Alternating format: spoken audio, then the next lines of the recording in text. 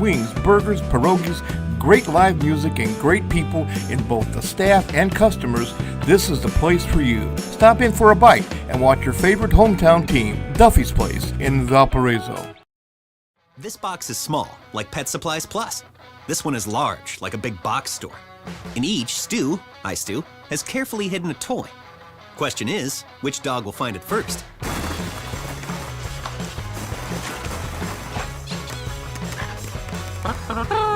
Ta-da! Moose, no! You were so close.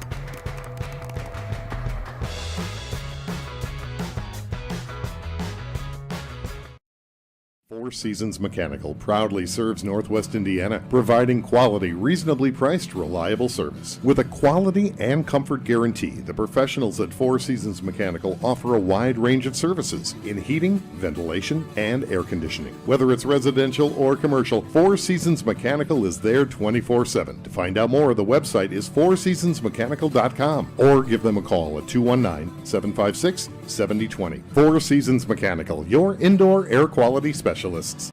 Hi, I'm Crowell Company's Lantern Man. I'll cover your motorcycle. I'll be with you on the water. I'll be with you on the snow. I'll cover your insurance needs wherever you go. I'll be at Crowell Agency from 9 a.m. to 9 p.m. As Crowell Company's Lantern Man, I'm your insurance superhero. Crowell Companies, the insurance professionals in Highland, Maryville, and Michigan City. Welcome back as Von Tobel presents Game Night in the Region right here on Region Sports Network. Von Tobel building better together. Leo Staudaher, Jay Simmons with you here at Bulldogs Stadium, where we're getting ready for a matchup between the undefeated Crown Point Bulldogs and the 4-1 Valparaiso Vikings. First, let's get to know the Bulldogs of Crown Point. Jay, they're coming here unbeaten on the season, and they've been doing it on all sides of the ball in dominant fashion. Yes, they have. They're averaging offensively 43 points a game, 7 points a game defensively. You go back and just, from the first game to right here, you got 42 points, 49, 39, 38, 49. Last week, 49 points in the first half. We did that game. Off defensively, 7, 7, 6, 12, 6. I mean, they, like you said, Leo, they are dominant on both sides of the ball. You look at their year stats. Total yards, 2,154. That means they are averaging 235 yards in the air, 195 yards on the ground. That's about all. You can't get it almost better than that. That is great balance, Leo. And offensively, the signal caller Noah Ehrlich has been getting things done for the Bulldogs, but he's not a one-man show, as he has a lot of supporting characters on that offense that can take off some of that pressure for him and get plays made. Yeah, their starting tailback, Larry Ellison, on the season, 80 carries, 557 yards. That's just south of 7 yards a carry. He's averaging 111 yards offensively. He has his longest carry for the season, 48 yards, 11 touchdowns. Do we even mention he has one fumble? We did that quietly. We did that quietly for him. And then Noah Ehrlich, 71 completions, 101 attempts. So my math a little rough. It's a little 70.3%, 1,073 yards. And this is the thing I like about him, Leo. He has 12 TD passes, 3 interceptions. That is a great touchdown to interception ratio. That'll certainly play, and defensively the Bulldogs have been stout as well, and it's been some group effort. We saw last week a lot of different players getting in the mix, forcing turnovers. Their linebacker Will Clark had some heroic plays, and Jacob Jones making highlight reel plays on both sides of the ball for the Bulldogs. Yeah, Will Clark, 39 tackles total, 21 solo, 18 assists, 5 tackles for losses, 2 sacks. So as he goes, so does that defense goes. And then you've got Seamus Molaski. He's got 16 tackles on the season, but he's got 5 tackles for losses. I mean, that defense, and Seamus, he's going both ways. He's one of those guys. I think Jacob Jones plays a lot both ways, and also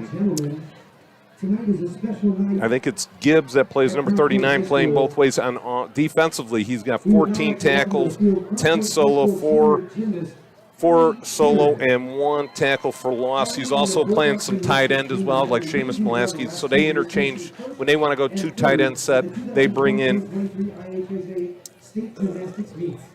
I can't find his first name, Vegas, right?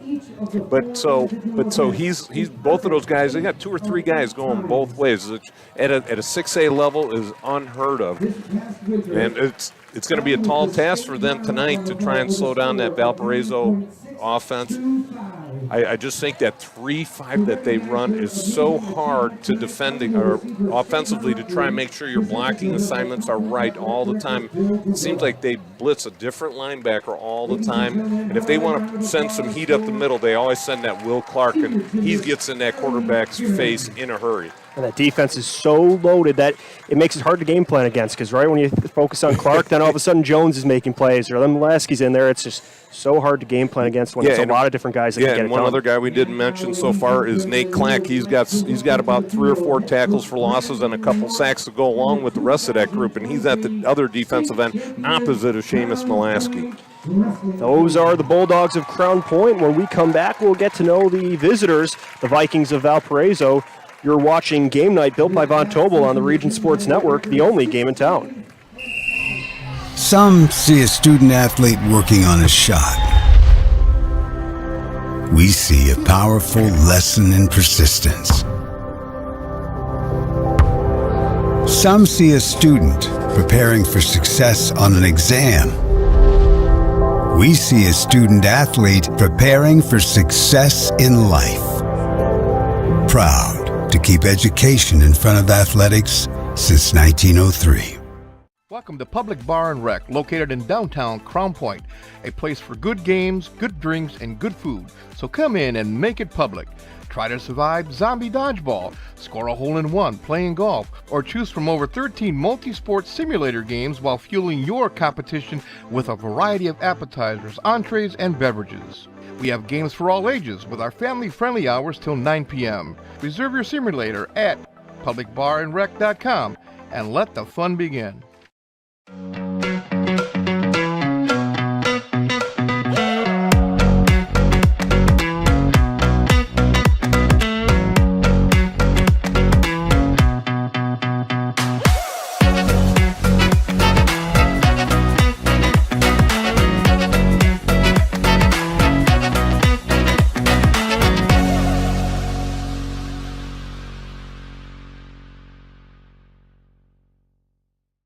Have you checked out Centier Bank's student checking account?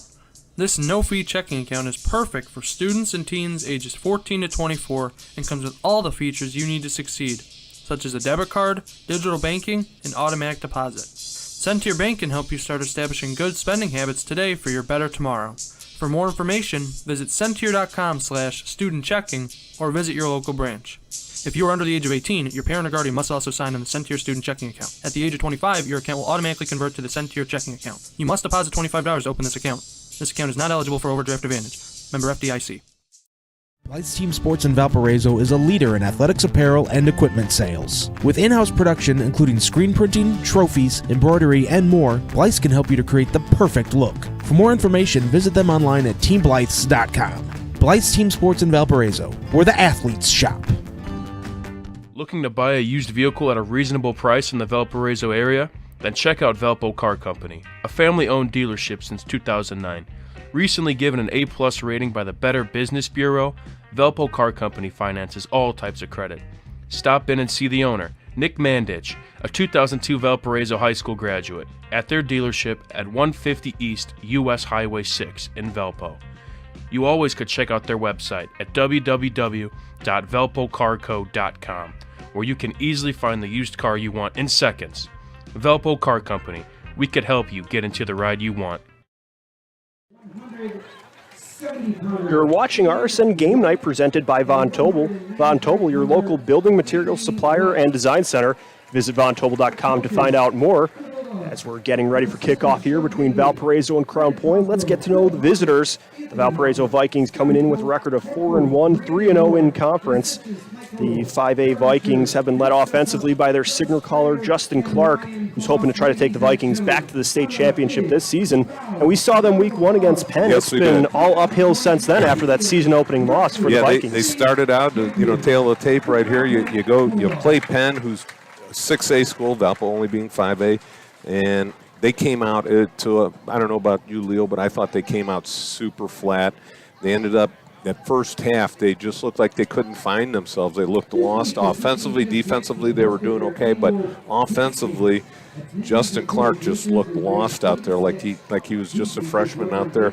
So they put the pieces together after that loss, 38-21, and then you run off wins against Andrean, 55-18, LaPorte, 49-0, Michigan City, 31-7, and then a little bit of a rivalry between Chesterton and Valparaiso, a little bit closer of a game, 28-14. That rolls them into Crown Point here at 4-1, and like you said, Leo, let's look at Justin Clark on the season. 26 for 57, 491 yards. Not Noah Ehrlich style stats, but he does more offensively than just throw the ball. Noah Ehrlich does run the ball occasionally, but Justin Clark does a nice job running. He's got 42 carries, 355 yards, 4 TDs rushing. And what we talked about with Noah Ehrlich as compared to Justin Clark, Justin's got 3 touchdown passes, but to go along with that, he's got 3 interceptions. So he's all over the place. Hey, we got a special guest walking by. We got assistant coach. One of the assistant coaches from Crown Point just gave me a high five, and he ran off so fast I didn't get the chance to see his face, but they're up. The Bulldogs are up for this one. So, all right, let's continue on. You got Travis Davis. He's got 105 carries, 662. Oh, Zach Wells. That was that. Coach Zach Wells is walking by. All right, so we got Davis, 105 carries, 662 yards. That's 6.3 yards per carry. His longest on the season is 22, so that means he's getting a lot of 7-8 yard gains. He's doing real well offensively. He's got 10 touchdowns on the season. Like I said, Justin Clark's got 4 rushing, so that's 14 touchdowns right there on the ground for the Vikings. Well-balanced rushing attack, too, when you have a running back like Davis who can kind of get things done as you're moving upfield, but then you have the explosive play threat in Clark. That makes it tricky to scheme up for defenses when you can run those read options and keep them guessing, as you don't know who's going to get the ball, but both of them are dangerous. Yes, they are, and to help out those two, you got Thomas Berta with 25 carries, 161 yards, and 28 being his longest, and 2 touchdowns. Berta is only a junior. Those other 2 guys are seniors. And then let's look at the receivers. You got Stokes with 6 catches, 135 yards, 2 TDs. He's averaging 22 yards a catch. That's pretty darn good. And then you got Scotty Bradney on the other side, 12 catches, 275 yards. His longest 41, and 2 touchdowns as well. So they spread the ball out a little bit more. They're more conservative style of offense as compared to Crown Point. And then you look defensively, they are only giving up 15 points a game. And you got to figure, they gave up 38 in that first game. So they have clamped it down since then. The most they've given up was to Andran in a 55-18 loss. So I'm sure there's a couple scores maybe once they put the second string in. That's certainly a good recipe for success when you have a strong running game and a dominant defense as well. We've seen the defense led by a good secondary of Tyler Verschure, Jacob Moore, and Tice Morris, and then some good playmakers on that defensive line. We saw them take away a lot of big plays from Penn early on. It's a group effort for this Valpo defense. Yeah, and the good thing about that Valparaiso defense is they are swarming. They are very aggressive. And they always pursue the ball. Like you said, it's a group effort, and they do a great job. Looking at them up front, you got Dylan McGuire, Ruben Wall, Parker Gleason, and Tanner Young as their front. And they're not very big, but they are very quick. So they're a little undersized. If you look at them, they're 220, 230, 200, 230 all the way across that front. Like I said, they're a little bit undersized, but they're very aggressive. And what they do is they hit the gaps. They try not to take the offensive lineman head on. What they do is they're shooting gaps all over the place. So the Vikings, this is how they got here. They're 4-1 on the season. They will be facing possibly their toughest test yet. We'll have more pregame coming up in just a few. You're watching Game Night, built by Von Tobel on the Region Sports Network, the only game in town.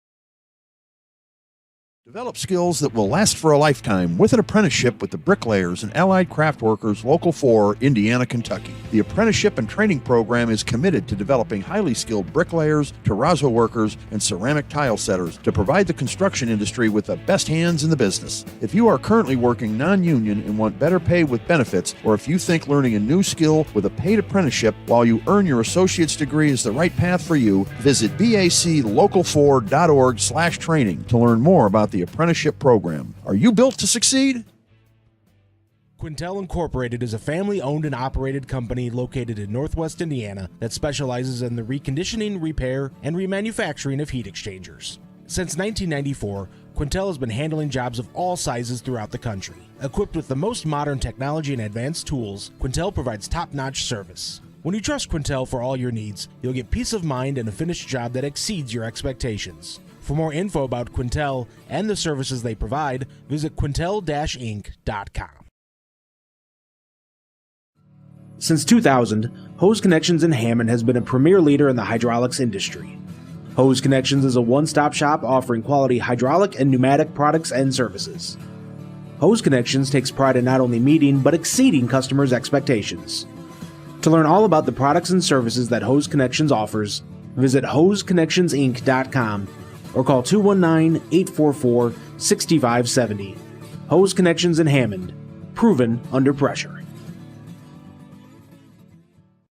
Growing up in Northwest Indiana, I am proud that my family's been doing business here for nearly 100 years, which started with my grandfather, John Gladish. Over my career, I've witnessed families being torn apart by the negligence of others, and everything from on-guard openings at construction sites to reckless driving on our roads. Our attorneys, paralegals, and staff know that insurance companies and their lawyers will go to great lengths to avoid paying compensation. Do not waste your one and only opportunity to seek fair compensation for your loss. Give the Gladish Law Group a call and put our team to work for you.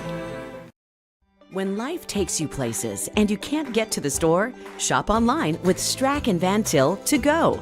Our to-go service is easy to use and it can save you time and money. Once your order is in, our own Strack and Van Til team preps your order with care. For delivery or pickup, enjoy the convenience of letting our to-go team shop for you. Enjoy your special moments. Sign up online today at shop.strackandvantil.com.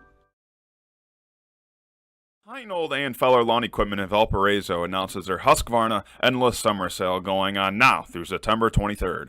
Get up to $500 off Husqvarna zero-turn mowers, up to $400 off Husqvarna tractors, 20% off leaf blowers, chainsaws, and other handheld lawn tools. Visit Heinold and Feller Lawn Equipment at 52 Marks Road in Valparaiso, and you can also check them out on the web at hfmowers.com. Exclusion apply while supplies last. Discount amounts for riding mowers and zero-turn vary by product. See store for details. Thinking about what to do after high school? Consider a career with Boilermakers Local 374. As a Boilermaker apprentice, you'll earn while you learn. We offer excellent wages and benefits, and as part of our no-cost hands-on apprenticeship program, you'll learn from the best in state-of-the-art training centers and on the job. Become a union Boilermaker and get on your way to a great career. Find out more, visit www.local374.org or call 219-845-1000.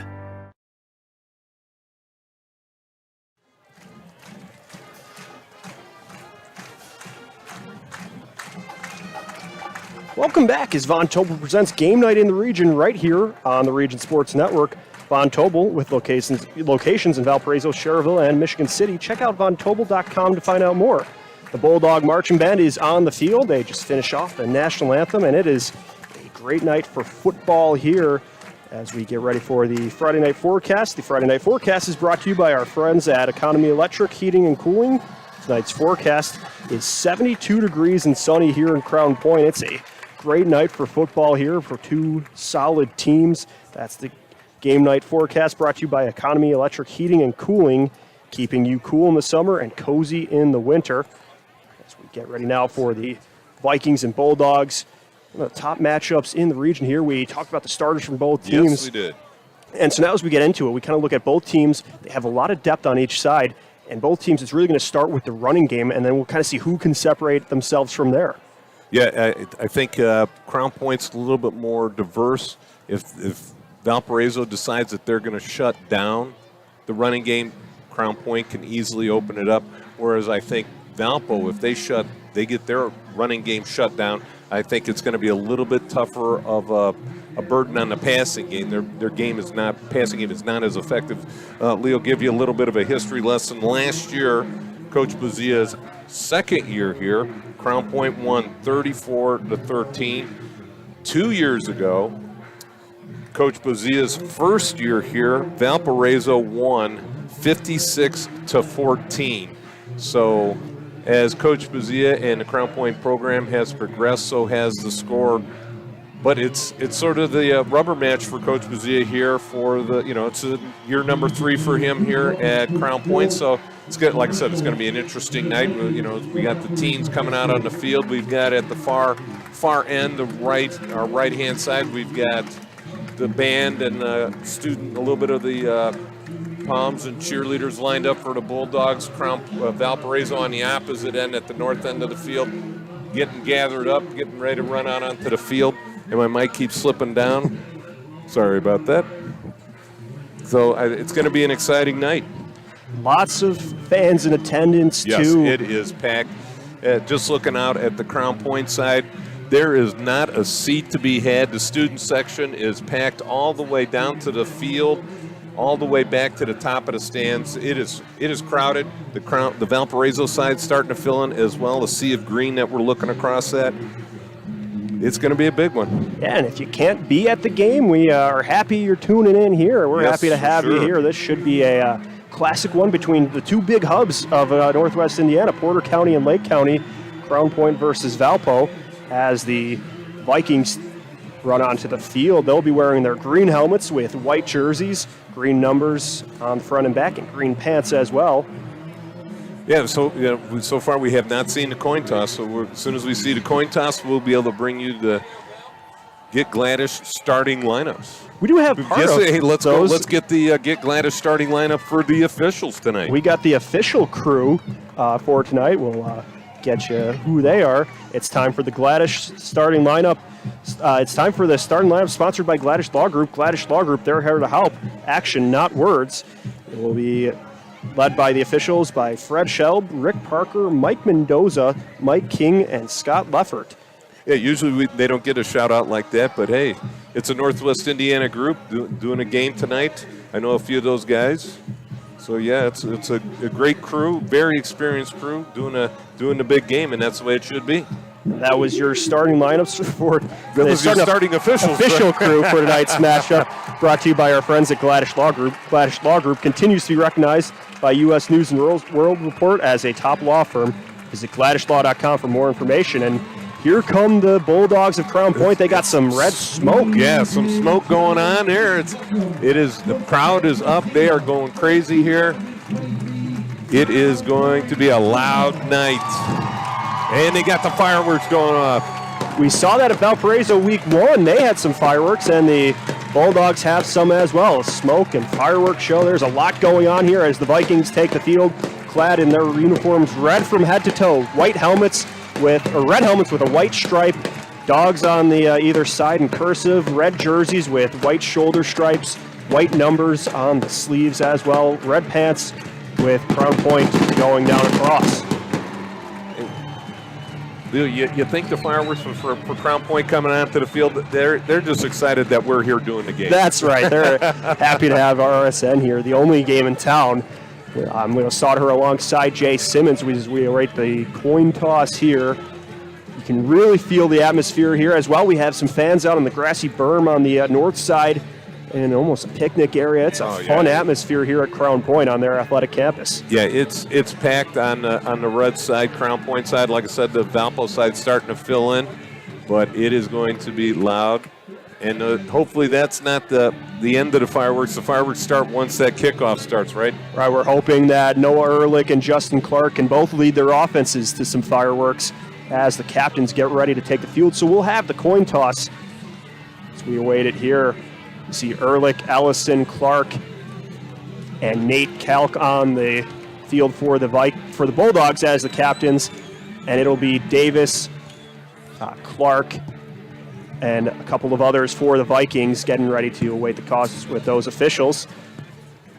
See, they give some exchanges as two local rivals, but these two teams have to be familiar with each other. They've grown up playing against each other for many years, and now they're squaring off here on the gridiron at the highest level, at the varsity level. Yeah, and, these guys know each other, I'm sure, pretty well. A lot of seniors out there for the coin toss. They played against each other through junior high, high school, and now, like I said, the biggest game they've played as seniors. Pretty much whoever wins tonight, it's going to be driver's seat time for the Doolin Conference.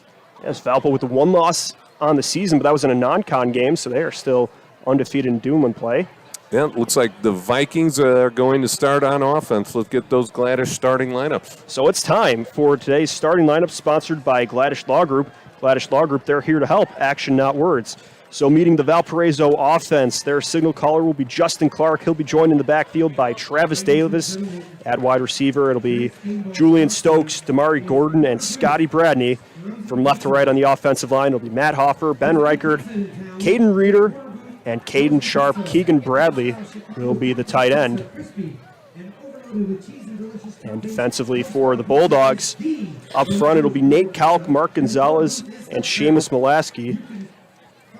Linebacker core will be led by Dominic Fenton, Drew Krell, Will Clark, Trevor Gibbs, and Jacob Jones.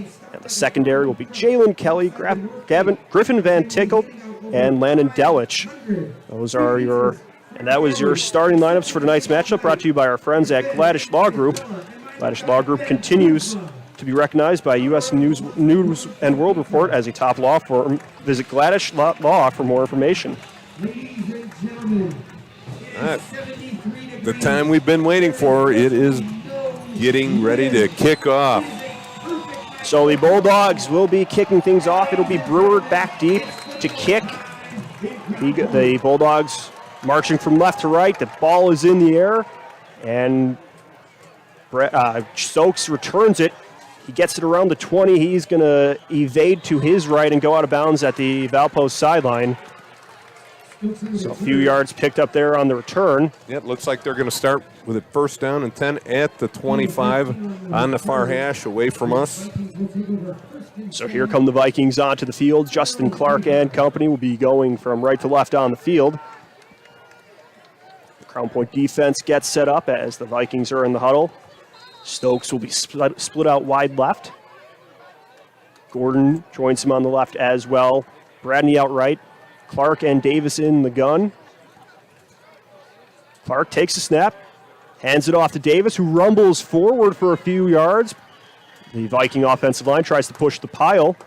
That's a solid pickup on first down for Davis. Yeah, nice job right there. Just a simple read. Hey, let's get the jitters out of the way early. Just smash-mouthed, simple dive play right to the right side of that offensive line. You've got Clanton Reeder and Caleb Sharp right there getting a good push on that right side of that offensive line. So with 11:26 to go, it's 2nd and 4 for Clark in the pistol. He hands off to Davis, but we have some laundry on the field as there seems to be a pre-snap penalty.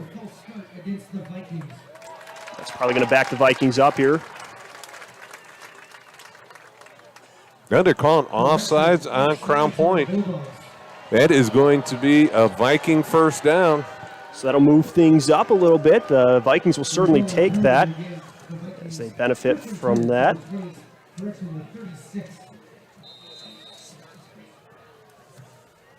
Oh, yes. The first down is brought to you by Four Seasons Mechanical in Maryville, your Northwest Indiana heating and air conditioning specialist. So now Clark gets ready for 1st and 10 from just outside the 36. He hands off to Davis, who rumbles forward. The Vikings pick up a few yards there as the Bulldogs just swarm in on Davis, bringing him down. But he still picks up about 4 yards there. Yeah, it looked like the first one to get there on the tackle was number 41. And, of course, he's not on my... That was Nico Pavlo getting in there for the Bulldogs.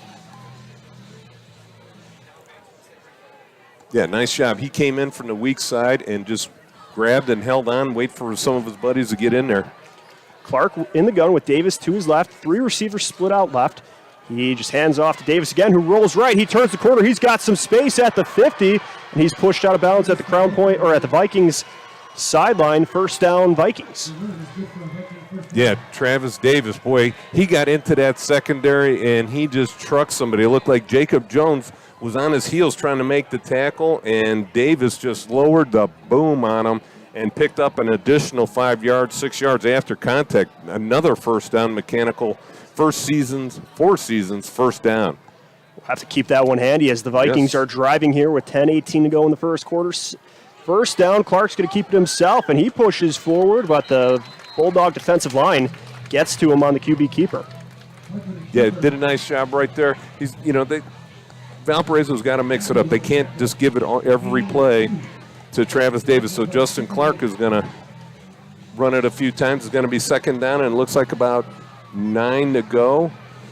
The key for Valpo on this drive is going to be, do they stay out of that 3rd and long situation? Now they got to keep those chains moving, keep the ball on the ground, try and keep that high-powered offense of Crown Point off the field. 2nd and 8, Davis and Clark in the gun. They put a tight end in motion. Now receiver goes from left to right, and they're going to hand it off to the receiver.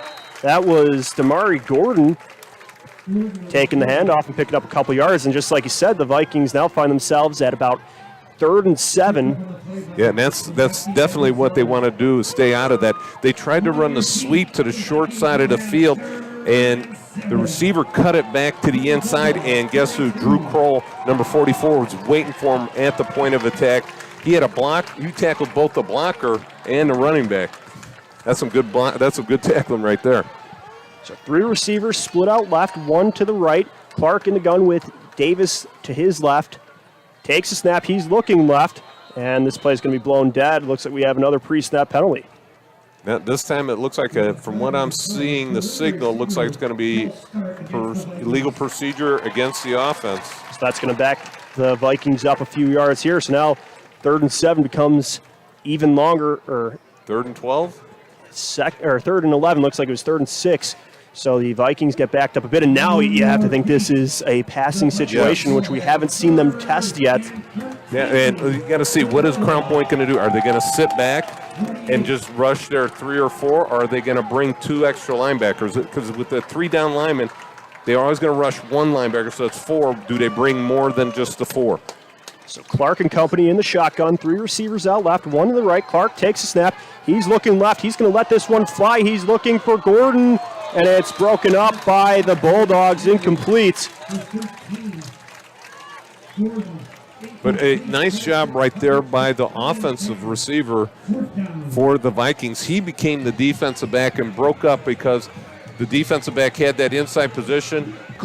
Justin Clark underthrew that pass. If he'd have gotten rid of it just a step sooner and thrown it a little bit deeper, I think his receiver had a step on him. So a big stop for the Crown Point Bulldogs right there defensively.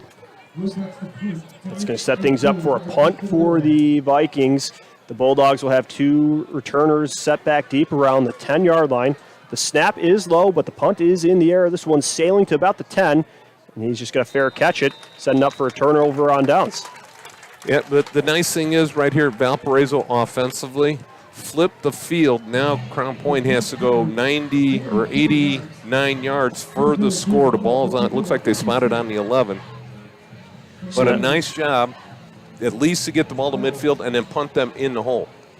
So now the Crown Point offense takes the field, led by their quarterback Noah Ehrlich, the senior, his whole cast of characters, and it's a lot of different players that can get it done for him, so they'll have to. I mean, you've got all kinds of receivers. You've got Cam Sorsey, Landon Delich, Noah Ehrlich, Larry Ellison, Nick Soley, and that's just the backfield. We'll get some more of those starters. So now with the Bulldogs backed up in their own territory, they have Ehrlich in the gun, a bit of a bunch formation, a couple tight ends, as well as Ellison in the backfield, and he's just going to hand it off to Ellison, who rolls right. He breaks one tackle at the line of scrimmage and just lunges forward, trying to make something out of nothing there. So that'll make it about 2nd and 7. So let's get to know those. Started you with the backfield. Bulldogs starting lineup. Let's go to the guys up front. It'll be Clark, Rivera, Gregory, Machete, Pavlidakis, and Molaski. The guys getting it done up front for the Crown Point offense. And Gladys Law Group, they're here to help. Action, not words. We'll meet the Valpo defense in just a second as Ehrlich sends 2 receivers out to his left, Jones and Sorchi. He's got 2 to his right. Allison's in the backfield with him. The snap comes high. He fakes pass, and now he's going to move forward. Hit hard at the line, but continues to rumble forward. Brendan Gagan gets the first hit on the play, and the Vikings swarm to Ehrlich there. It's now the Viking defensive line. You have from left to right Tanner Young, Dylan McGuire, Ruben Wall, and Parker Gleason. The linebackers are Tommy Ampelotis, Brendan Gagan, Sammy Ampelotis, Ty Veen, and in the secondary you have Tyler Verschure, Jacob Moore, and Tice Morris. That was the starting lineup for tonight's matchup, brought to you by our friends at Gladys Law Group. Ehrlich takes a snap, looking to pass right. He gets it to Delich. Delich brought down on the play. On 3rd down, this is going to be close to the sticks. It's going to be a first down. And that first down was brought to you by Four Seasons. That first down was brought to you by Four Seasons Mechanical in Maryville. Visit them on the website at fourseasonsmechanical.com. So that was Landon Delich with the first down reception, brought down by Tyler Verschure. That's a matchup we'll probably be seeing a lot of tonight. Oh, for sure.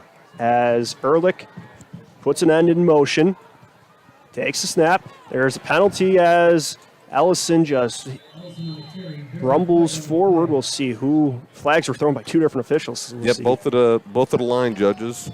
And it looks like, well, don't want to speculate because usually I get it wrong. So we await the legal procedure on the Bulldogs. So that'll move them back about 5 yards. Be first down and 15. So 1st and 15, still in their own territory from about it looks like right on the 20. 6:34 to go in the first quarter. Ehrlich and Ellison in the backfield. 2 receivers split out to the right. They fake the handoff. Ehrlich's looking to throw it downfield, and he is sacked. The ball hits the carpet, but he was already down. Big play there by the Vikings. Looked like Ampelotis was one of the first ones in the backfield. Yeah, along with Tanner Young from his defensive end spot, forced Ehrlich to step up, and then Ampelotis got to him. But a good job of that pass rush. Poor pass protection for the Bulldogs.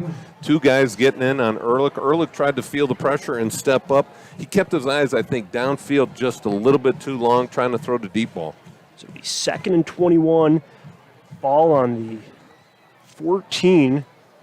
So the Bulldogs have a ways to go here to try to get the first down. Ehrlich takes a snap, fakes the handoff to Ellison. He's going to now just lost the screen over to his running back, and Ellison went with a big hit. Is brought down, still behind the line of scrimmage. Number 47. We'll get a look at that as that was on the play for the Bulldogs. That was Ty Veen with the big hit. Hey, whoever typed this up make sure he puts in the second teamers, right? Right. It'll be the J. Simmons Intern Company with our spotting boards tonight. So big 3rd down here for the Bulldogs. From the 14, after that gain went just about nowhere, Ehrlich takes a snap, hands off to Ellison. Ellison's going to try to boogie upfield, and he is brought down by a couple defensive linemen. Looked like McGuire with the first hit for Valpo. bring it to 4th down for the Bulldogs. Yeah, they just tried to run a simple draw play, see if Allison could make some magic happen. Nothing was going on there.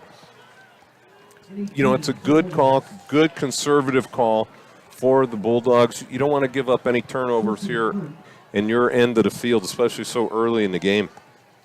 So the Bulldogs getting ready to punt here. Going to be maximum protection for their punter, Cam Sorchi. Carson Granger with a snap.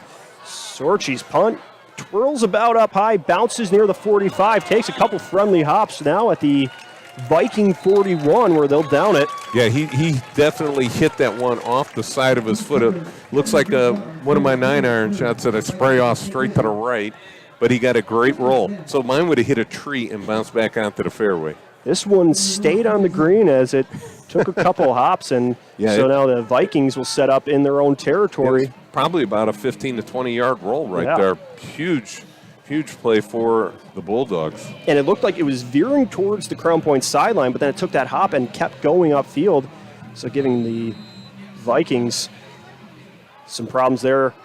Backing things up, they thought they were going to get much better field position as Clark and company come back onto the field. Had to punt on their last drive. They'll hand it off to Davis. Davis punches this one forward for about 5 yards, being brought down at the 45-yard line. Yeah, right now, offensively, the Vikings are definitely winning the battle up front and getting some decent pushes, especially on that right side.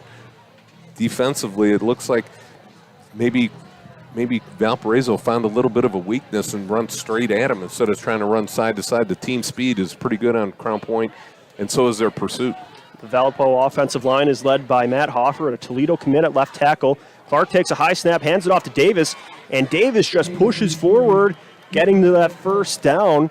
Big run there by the Viking running back on 2nd down. That'll get those chains moving for another Four Seasons first down. Yes, it is.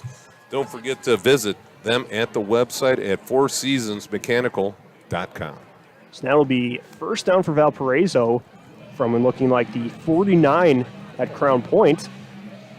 We have 3 minutes, 8 seconds to go here in the first quarter. Clark brings his troops up to the line. He's got Davis in the backfield with him. 2 receivers to his right, 1 to his left. He's going to fake the handoff to Davis, and he's going to keep it himself. Speeds forward for a positive gain on the QB keeper. Yeah, it looks like he picked up about 4 yards right there. Hit it, a couple nice lead blockers. He had Travis Davis, and then he also had the motion man, number 4, Travis Berta, came and kicked out the end, and then Travis Davis, he fouled Travis Davis into the hole. Nice play design, get a couple extra blockers at the point of attack for the Vikings. We've seen Davis is not afraid to play physical, whether that's with his running style or as a blocker. That was another good example of it there as he protected his keeper going forward. So now the Vikings get ready for 2nd and 6. They motion Davis from left to right, and it's going to be a handoff to Davis. Davis punches this one into the teeth of the Viking defense. Trying to move those chains, but I think he's going to be just a little bit short of the first down. Are those canine teeth? Yep, the scissors of the Bulldogs. That's right. Nice job up front, again, by the Vikings, getting some nice pushes. 3rd down and 4 for the Vikings. The playbook is open. I think at this point in the field, if you get 4th and 1, 4th and 2, I'd go for it. So it's on the 43. It's going to be a handoff to Davis. He is hit hard by Clark in the backfield, but he stays on his feet, spins, and now the Bulldogs. Wow, it's going to be 4th down and 10. You talk about blowing a play up. Will Clark blitzed right between the guard and center, clean, and he nailed Travis Davis. Luckily, there was no fumble. He got there just as the ball was handed off, popped him straight up. Next time, hey, Will, wrap up. He made a great hit, but about 3 or 4 of his buddies were there to help him wrap it up, and he went further backwards. So huge 4th down play right there. So Davis tried to spin out of that one to make something out of nothing, but he was just attacked by the Bulldogs as that punt was nearly blocked. It's going to go deep. Takes the first bounce at the 18, takes another couple skips right around the 10, and the Vikings will down it there. So once again, Crown Point will take over deep in their own territory. Good punt there by Wilcox for Valparaiso to pin Crown Point at about the 10-yard line. You know what? I didn't have anything to eat before I came to the game. This Lango Pizza has been a favorite spot since 1979. Enjoy pizza sandwiches and more. Dine in or carry out. Lango's serves Northwest Indiana from their 3 locations, Highland, Cherville, and Crown Point. Order online at langos.com. Lango's Pizza, the official pizza of Region Sports. That's a pretty big title to have right there. It's a big deal. Do they have that at the studio again this week? Yes, they do. By the time I get there, it'll be gone. There'll be crust laying all around that box. So Ehrlich and company back on the field. They put Jones in motion from left to right. Ellison in the backfield as well. Ehrlich takes the snap, fakes the handoff, and now he's going to throw it to Delich. Delich goes airborne but can't come down with the pass. He had to hop up in the air to try to secure that one, but just couldn't quite get it. Yeah, Ehrlich looked like he was a little bit out of sync. He just let go of that one a little bit high. And Delich looked like he was stumbling as he tried to go up and get that pass. Because usually, Delich at 6'4", he can go up and get those passes pretty easily. So the Bulldogs now 2nd and 10 from their own 11. 43 seconds to go here in the first quarter. They have 2 receivers out right, 1 to the left. Running back in the backfield with Ehrlich.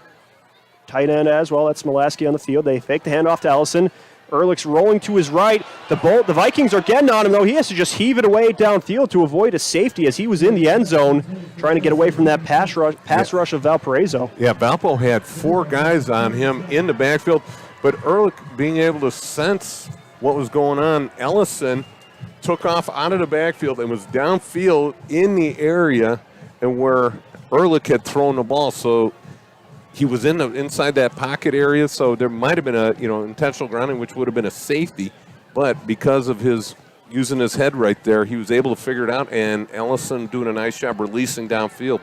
So now the Bulldogs live to fight another play. It's 3rd and 10 from their own 11. Ehrlich takes the snap. He's rolling right, looking to pass. He's going to throw it downfield, and it hits the fingertips of his receiver, just barely missing Soley there. Couldn't quite reel it in, so that'll bring up 4th down. And the bad part for Soley was, his momentum carried him to the sidelines, he was right in front of Coach Buzia. And as a player, that's the last place you want to be, right in front of the head coach when a ball goes off your fingertips, because the coach is always going to say, if the ball hit your hand, you should have caught it. That's where I played in college, and as soon as I would have one go off my fingertips, the coach and the quarterback would run over and say the same thing. Sorchi gets the snap, boots it in the air, takes the first pop at the 43, but goes backwards near the Vikings sideline. So it looks like the Vikings might be able to take the field in Crown Point territory. Yeah, it looks like about the 40-yard line is where it initially hit. Looks like that's where we're going to spot it. So as the game has progressed, the Valparaiso offense is slowly moving up because of their defensive play and holding Crown Point to no first downs at this. I take that back. I think 1 first down so far. And now they're all the way in Crown Point territory. Yeah, the Bulldogs tried 3 passing plays, too, on that last drive on their own 11, not afraid to try to air it out from in deep. But you got a smart quarterback back there, right. So you don't look at that as something negative. Right, with 23 seconds to go, it's 1st and 10 for Valpo. Clark takes a snap. He's looking to pass now. He's being pressured in the backfield. He's going to just loft this one upfield and out of bounds. He was looking for a man downfield to his right, but just couldn't quite find one, and the Bulldogs had a man in the backfield. Yes, they did, and it looked like Justin Clark threw it to one of the cheerleaders over there. That's how far he threw it, all the way to the track, so he was just getting rid of that. Great job pass protecting by the Vikings. He had 3 or 4 seconds to throw that ball, but then on the other side, the flip side, Bulldog, great coverage downfield. So now Clark gets ready for 2nd down, getting the signal from his coach. 14 seconds to go here, ball on the 40-yard line. He's got Davis in the backfield with him. Stokes and Gordon to his left. Bradney to his right. It's going to be potentially an option. He takes it right. Clark does on the keeper. He had Davis moving with him too, but he's going to keep it himself and bring up 3rd down and about maybe 6 yards here. Yeah, what happened on that play is he was running at Nate Clack, the defensive end, Clack was the only one out there, so he had to try and play it in the middle. And once Justin Davis cut it back inside, he was able to get a big gain, nice gain on it. And that'll be the end of the first quarter here at Crown Point. It's scoreless. Good matchup on hand. You're watching Game Night on the RSN, the only game in town. Your kitchen or bathroom with Von Tobel. Get 20% off select cabinets now through October 28th. Von Tobel has cabinets and vanities in a range of styles and colors. Plus, built-in storage, countertops, and flooring. Our designers will help you find the perfect selections for your style and budget. Scan to visit VonTobels.com today to book your free consultation at one of our 4 Indiana showrooms. Von Tobel, building better together. Better Beef of Indiana. Hormone-free, locally raised, and locally processed beef. Better Beef of Indiana is located in Valpo at 2600 Beach Street, where you could buy individual cuts of beef completely raised in Hebron. From single pounds of ground beef to filet mignon, Better Beef of Indiana has it all. Visit their website at betterbeefindiana.com. Follow them on Facebook or call the owner, Kevin, directly at 219-508-5797. Better Beef of Indiana, where quality meets value. You're watching RSN Game Night presented by Von Tobel. Von Tobel building together. Clark and the Vikings getting ready for 3rd and 6 in Crown Point territory. They're going to hand it off to Davis. Davis works around the right end, getting looks like just short of the first down, bringing up 4th down for the Vikings, and we'll see what they do here. You're definitely in go-for territory.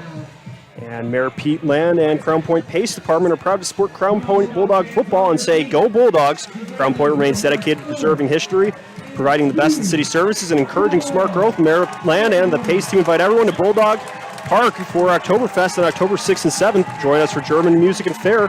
For more information, contact the Pace Department at 219-661-2271. So it'll be 4th and short for the Vikings here. Clark and company stay on the field. They have 2 tight ends. Now we are going to have a timeout. Bulldogs taking a timeout, getting ready to face that Viking offense. About 4th and 2. Yeah, it looked like what was happening was they broke the huddle too late. There was about 10 seconds left on the play clock. Once they got up to the line of scrimmage, it looked like they were going to motion some people back and forth, so they weren't able to get the play off. Don't forget, throughout the evening, we'll be doing some Strack and Van Til scoreboard updates. Don't forget, follow your favorite Indiana-made grocery store, that's Strack and Van Til's. As this quarter progresses and at halftime, we'll be bringing you to Strack and Van Til scoreboard updates. A lot of other great games going on tonight, but this one seems to be a defensive battle so far as we're scoreless here in the second quarter. Early on here, Valparaiso's driving, and they got the ball in Crown Point territory at about 31. Boy, here they go. They're getting revved up again. The crowd here at Crown Point is loud and on their feet. 4th and about 1.5 yards. So 4th and short. Clark and Davis in the backfield. Berta at tight end. 2 receivers out left. They put Berta in motion from left to right. The Crown Point defense calling out that one. Clark takes a snap. He's going to keep it on the power, and he is stopped by the Bulldogs. Big like stop there by the defense. Number 9 for the Bulldogs was the first one they hit him. Griffin Van Tykelt with the tackle first. And number 7, Dominic Fanton, came in and stopped him well short of the first down. Great job defensively by the Bulldogs. Outmanned them at the point of attack. So Clark was going right on that power, and it was the Bulldogs that got a good job getting players in the backfield and stopping them. Put a disruptor on what could have been a big play for the Vikings, and so now Crown Point will take over at their own 32. Ehrlich and Ellison in the backfield for the Bulldogs. 2 tight ends. Ehrlich will just hand it off to his man, Larry Ellison. Ellison cuts, tries to roll back to his left, but the Bulldogs just get a couple green hats there to bring him down. And don't forget, at the conclusion of tonight's game, we'll be naming the Boilermakers Local 374 Blue Collar Player of the Game. Brought to you by Boilermakers Local 374. Right there, those 2 guys coming up and making that defensive stand right there for the Crown Point defense. Those could possibly be one of your blue-collar players of the game. Earn while you learn with Boilermakers Local 374. A big fourth down stop early in the contest. Going to give Crown Point offense some momentum to get going. Both offenses are really getting off to a slow start. The crowd seems energized after that one as Ehrlich puts Gibbs in motion from left to right. And now the running back Ellison takes the snap, and he just tries to dance forward for a couple of yards, but he was met by the defensive front of the Vikings. Yeah, what Crown Point tried to do is they brought Gibbs in motion from left to right. Then they pulled him to be the lead blocker. He took out his man, but all of a sudden 2 more Vikings appeared and stopped him right at the line of scrimmage. It's going to be 3rd down and 10. Big conversion down for the Bulldogs here. It's Crown Point from the 32. About 9 minutes and 45 seconds to go here. As Ehrlich takes snap, drops back to pass. He's looking right. He's going to roll. Evades one pass rusher. He's still in the backfield. And now he's brought down by the Vikings. Looked like Tanner Young, one of the first ones to get in there with the hit to stop the QB for no gain there. Yeah, Ehrlich tried to extend the play, which he does so well. And then all of a sudden, he looked upfield and saw another linebacker coming up to make the tackle. He tried to look downfield, but his eyes were drawn to that defensive linebacker coming up to make the tackle. Crown Point on 3 plays right there gains 1 yard. So Oliver Brewer will be the punter for Crown Point. Tyler Verschure back to return for the Vikings. Brewer takes the snap, boots it in the air. Verschure's going to have to watch that one drop at about the 31, takes a couple rolls and goes out of bounds at about the 29-yard line into the Crown Point sideline. And don't forget, at the conclusion of tonight's game, we'll be naming the Crowell Company's Lantern Man Superhero of the Game. They are your insurance superheroes. We really haven't had anybody besides both teams' defenses. I mean, if you were to name the Lantern Man superheroes of the game, you'd say the Crown Point defense, the Valparaiso defense. Offensively, neither team has shown up or has been overpowered by the opposing team's defenses. And this is the point in the game where you have to kind of make adjustments on the fly, figure out what you've seen as Clark takes a snap, looking to pass. He's going to loft one down right, looking for Stokes, and that goes out of bounds at the Crown Point sideline, incomplete on the first down play. Well, Valparaiso thought it was time to extend the field a little bit vertically. He did have a step on the defensive back.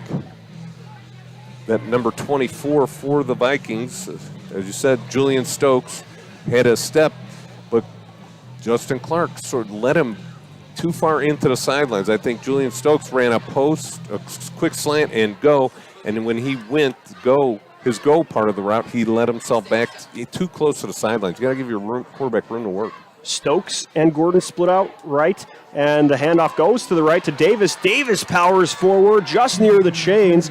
Big physical run by Travis Davis for a Viking first down. That first down is brought to you by Four Seasons Mechanical in Maryville. Visit them at the website fourseasonsmechanical.com. So the Vikings get a fresh set of downs here at their own 41. About 8 minutes and 30 seconds to go here in the second quarter. Bradney out left. Stokes is the receiver to the right. They put the tight end in motion. Davis and Clark in the backfield. Shotgun formation. Clark takes the handoff, hands it off to Davis. Davis tries to rumble forward, but the Bulldog defensive line gets there, and they swarm to the ball, bringing him down for little to no gain.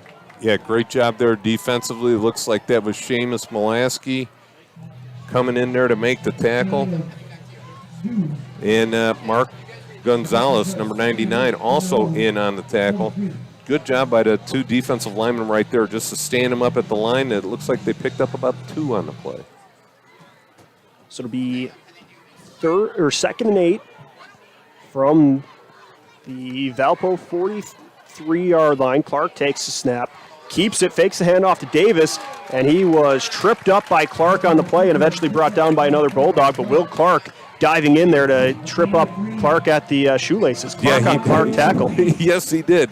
He grabbed nothing but the shoelaces on that one, and Justin Clark went flying over the top. It's going to be 3rd down and 5. Crowd is standing. They're excited. They got them fired up here. See if they can get a big conversion down stop here for the Crown Point defense. 3rd and 5 from the Valpo 46-yard line. 10 seconds left on the play clock. They've got to hurry up and get this one going. And the Vikings just trying to get to the line quickly. 7 on the play clock, 6:58 on the game clock. Davis in the backfield. Clark takes a snap. It's a passing, and there looks to be a whistle. I think Valpo got a timeout just before that clock expired. So we'll take a break. When we come back, it'll be 3rd and 5.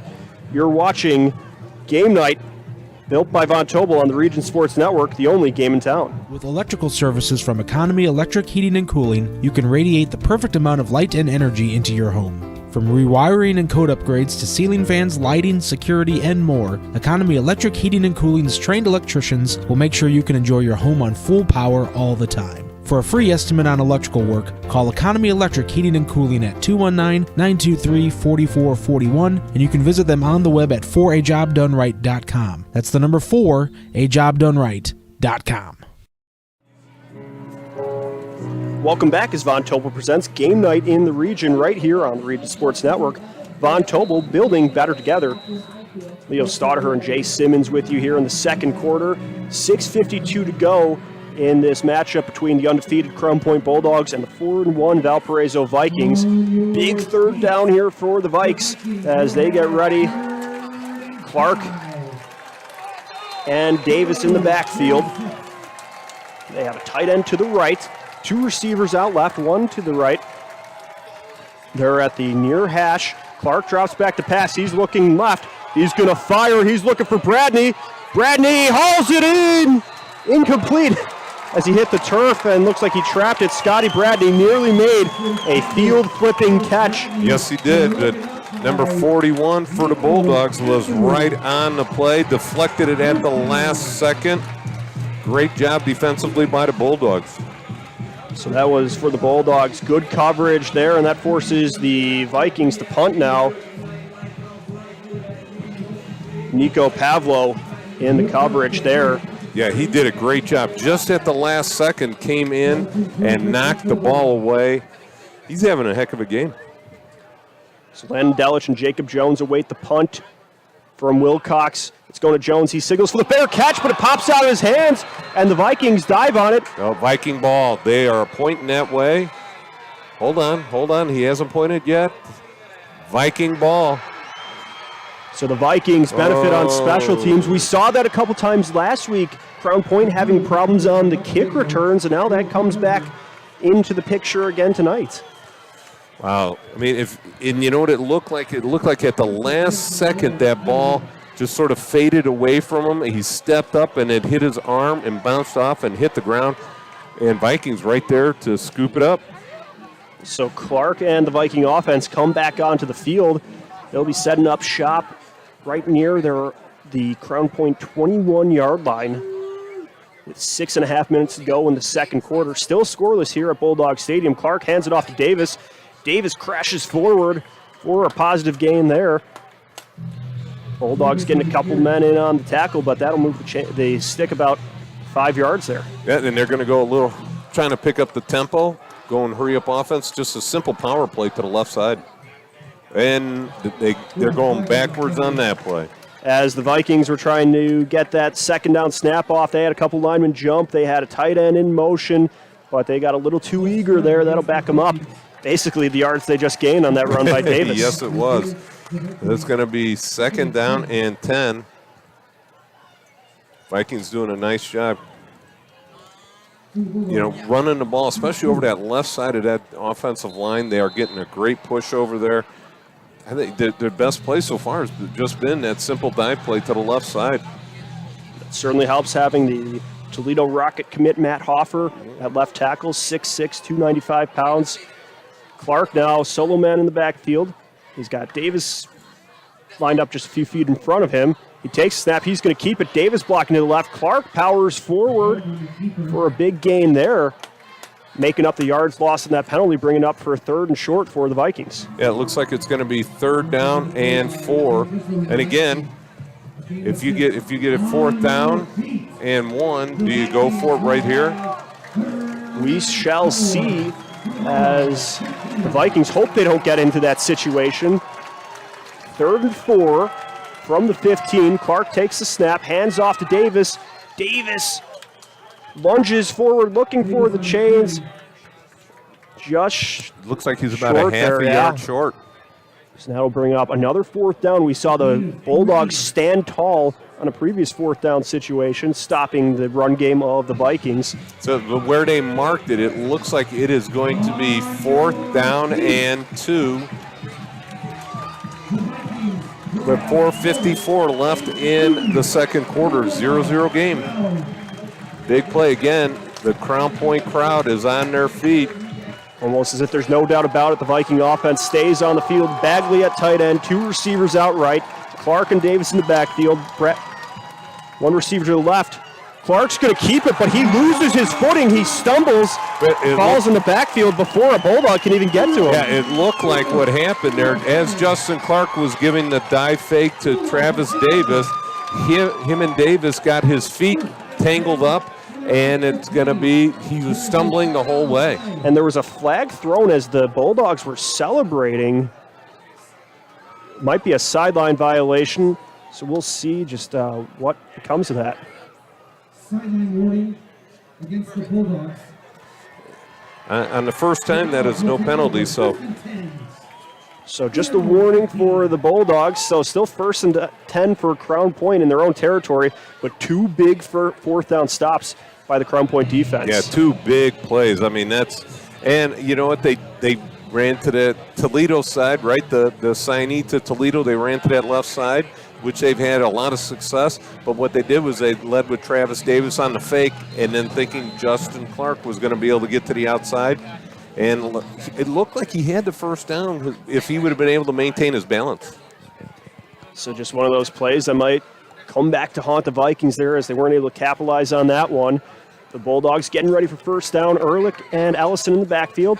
Ehrlich's just going to hand it off to his halfback Ellison, who twists forward for a short gain. Might have been stopped at the line there. Yeah, Crown Point really can't find themselves offensively. They've tried to pass the ball; it's been well covered. They've been trying to run the ball. They're probing and trying to find that weakness, and there is no weaknesses on that Valpo defense. Ehrlich in the gun with Ellison to his left, fakes the handoff. He's looking to pass left, floats this one in the air towards Jones. Jones dives up, and it looks like there's going to be incompletion, but there's a flag on the play. That's probably going to be pass interference on the Vikings, as we saw Jacob Moore, the safety, was draped around him, so the Bulldogs still going to move the chains there. Yeah, it's definitely pass interference.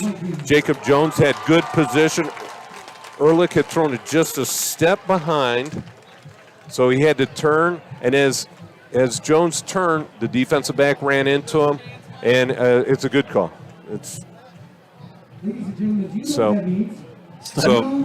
I mean, it's another first down, or another second first down, I think, of the game for Crown Point. Yeah, no doubt, probably the biggest positive gain they've had, and it comes via the penalty.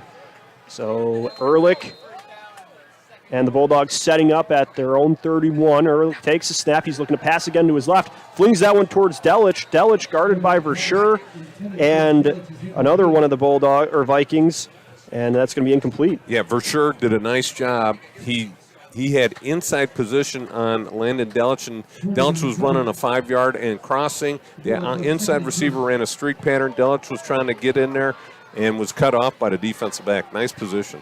So that was Ty Veen with the pass coverage there for the Vikings. Ehrlich has 2 receivers outright, 2 to the right as well, 2 left, 2 right. Calls a hard count. You see some Vikings going to blitz. Takes a snap, dropping back to pass, goes out left to his receiver, Sorchi. Sorchi with the grab, twists forward for a positive gain. Yeah, it looks like it's going to be 3rd down and about 2. So pickup of 8 on the play. Nice job of the receiver picking up some yards after the catch. Cam Sorchi right there. So now the Vikings have to be careful here as the Crown Point passing game is starting to heat up. Ehrlich and company starting to find themselves. Yeah, it just seems like they just cannot get into a rhythm. But if they can get this first down right here, it's going to be a big play for him. Ehrlich fakes the handoff. He's dropped back to pass. Tries to fling it downfield for his tight end Gibbs, but that one ricochets around. A couple Vikings getting a paw on that one to make it hit the turf. Yeah, I don't understand that play call. You had 3rd down and 2, and then you try to run a little play-action fake dump to the tight end right there, and it was well covered. It looks like the Bulldogs might be thinking about going for it here. The offense is still on the field. With 3 minutes, 9 seconds to go here in the third quarter, or in the second quarter, pardon me, it's 4th and 2. Looks like the Bulldogs will be it looks like going for it here. Yeah, I think they're going to punt it. It could be a quick kick. Ehrlich takes a snap, and there you go. He drops it, punts it downfield. Verschure's back to return it. He catches it. He gets it around the 25-yard line. He's going to stay on his feet. He keeps moving, breaks one tackle. Verschure passes the 40, 45, 50, and he's upended. Looked like Molaski, the tight end, diving at him, taking out his legs. Yeah, Molaski got hit pretty well on a block, and then he just happened to be laying where the returner was going and got a hand up on him. The only problem with that is, and I'm just going to, second guess, is that you have 5 slow guys moving down the field where you have, when you do your punt, you have 9 or 10 guys that can move pretty well to get down the field. But when you do that quick kick and they already have somebody back for it, it sort of takes the element of surprise out of it, and then all of a sudden you got 5 linemen running downfield trying to cover. So after being stopped on 4th down last time out, the Viking offense back on the field. Clark and Davis in the backfield. It's a handoff to Davis. Davis dances for a couple yards there. So on the first down play, he picks up about 3 yards. Yeah, nice job, Davis. It looked like there was a defensive lineman right on top of him, and he carried him for the 3 yards to get 2nd down and 7. Bulldogs, or the Vikings now at the Bulldog 47-yard line as we're approaching the end of the first half. 2 minutes, 25 seconds to go here. Vikings trying to be the first team to get on the scoreboard here. Clark takes a snap, hands off to Davis, who was at his right. Davis breaks free. Davis evaded a couple tacklers at the defensive line, pushed through into the secondary, and picks up a first down for the Vikings. It's another first down, Four Seasons first down, brought to you by our friends at Four Seasons Mechanical in Maryville, your Northwest Indiana heating and air conditioning specialist. Yeah, now all of a sudden, Valpo is going to be just flip the field because of that quick punt by the Bulldogs. So the Vikings have it at the Crown Point 35. Clark takes a snap. It's another handoff to Davis. Davis takes a couple hits with him as he goes forward for a positive gain. Travis Davis with another physical run on first down. Yeah, Davis right there is 6 foot 230. And you look at the defensive lineman of Crown Point. He's just as big or bigger than a couple of the defensive linemen. So 2nd and 7 in Crown Point territory. Clark takes a snap high, hands off to Davis. Davis pushes through the left side. Davis breaks a tackle. He's at the 15, 10, 5, push out of bounds at about the 1 yard line. Travis Davis with another big physical run. That's another Four Seasons Mechanical first down brought to you by our friends at Four Seasons Mechanical in Maryville. Visit them on the web at fourseasonsmechanical.com. And it looks like Crown Point Valparaiso is going to line up right on the line. It looks like they got the ball at about the 2 yard line. They're going right up to the line of scrimmage. They're not going to huddle, not going to give Crown Point time to maybe substitute in some more defensive linemen. Clark and Davis in the backfield, one receiver out right. It's a snap to Clark. He hands it off to Davis, and Davis just strolls right into the end zone for 6. Touchdown Vikings. They get on the board first with a tight TD run from Travis Davis with 1:09 to go in the first half. Yeah, Davis untouched, scampers in the 2 yards. And again, where did they go? They went to the well. They went to that left side. They got that size disadvantage over there. They're going to wear that side out. And you got Matt Hoffer just a breakfast away from 300 pounds at 295. So the Vikings looking to put the extra point on this one. Clark will be in to hold. It'll be Wilcox to kick it. The snap will be coming as well from Evan Olson. The kick is up. And it sails through the uprights, so that makes it 7-0 Valparaiso. Here late in the first half, we'll see how the Bulldogs answer. As we go to a break here, you're watching Game Night built by Von Tobel on Region Sports Network, the only game in town. Centrally located in downtown Indianapolis, the Hampton Inn is just steps away from Bankers Life Fieldhouse. Situated at 105 South Meridian Street, shopping, restaurants, entertainment, and many Indianapolis attractions are in near proximity. Hampton Inn has much to offer, including a hot breakfast, high-speed internet access in every room, as well as a gym fitness center. For reservations, the number is 317-261-1200. The website is hamptonin3.hilton.com. Hampton Inn, Indianapolis, downtown. Welcome back as Von Tobel presents Game Night in the region right here on the Region Sports Network. Von Tobel, your local building materials supplier and design center. Visit vontobel.com to find out more. Bulldogs looking to return this kickoff with 1:09 to go in the first half. They find themselves trailing 7 after Crash Davis rumbled in for a touchdown there for the Vikings. I see nickname coming up. I was a baseball broadcaster first, so Bull Durham quotes are everywhere, I guess. But the Vikings now trying to kick it off here. And this is big for them. If they can pin Crown Point deep in again, get a stop before the half, if they can go to halftime ahead by 7, this could be big as the road team in a big atmosphere here. I mean, Crown Point does get the ball to start the second half, so they won't be able to put back-to-back scores. So Wilcox strides into his kickoff, floats it near the 9-yard line, takes a skip out of bounds, and there's a flag as well.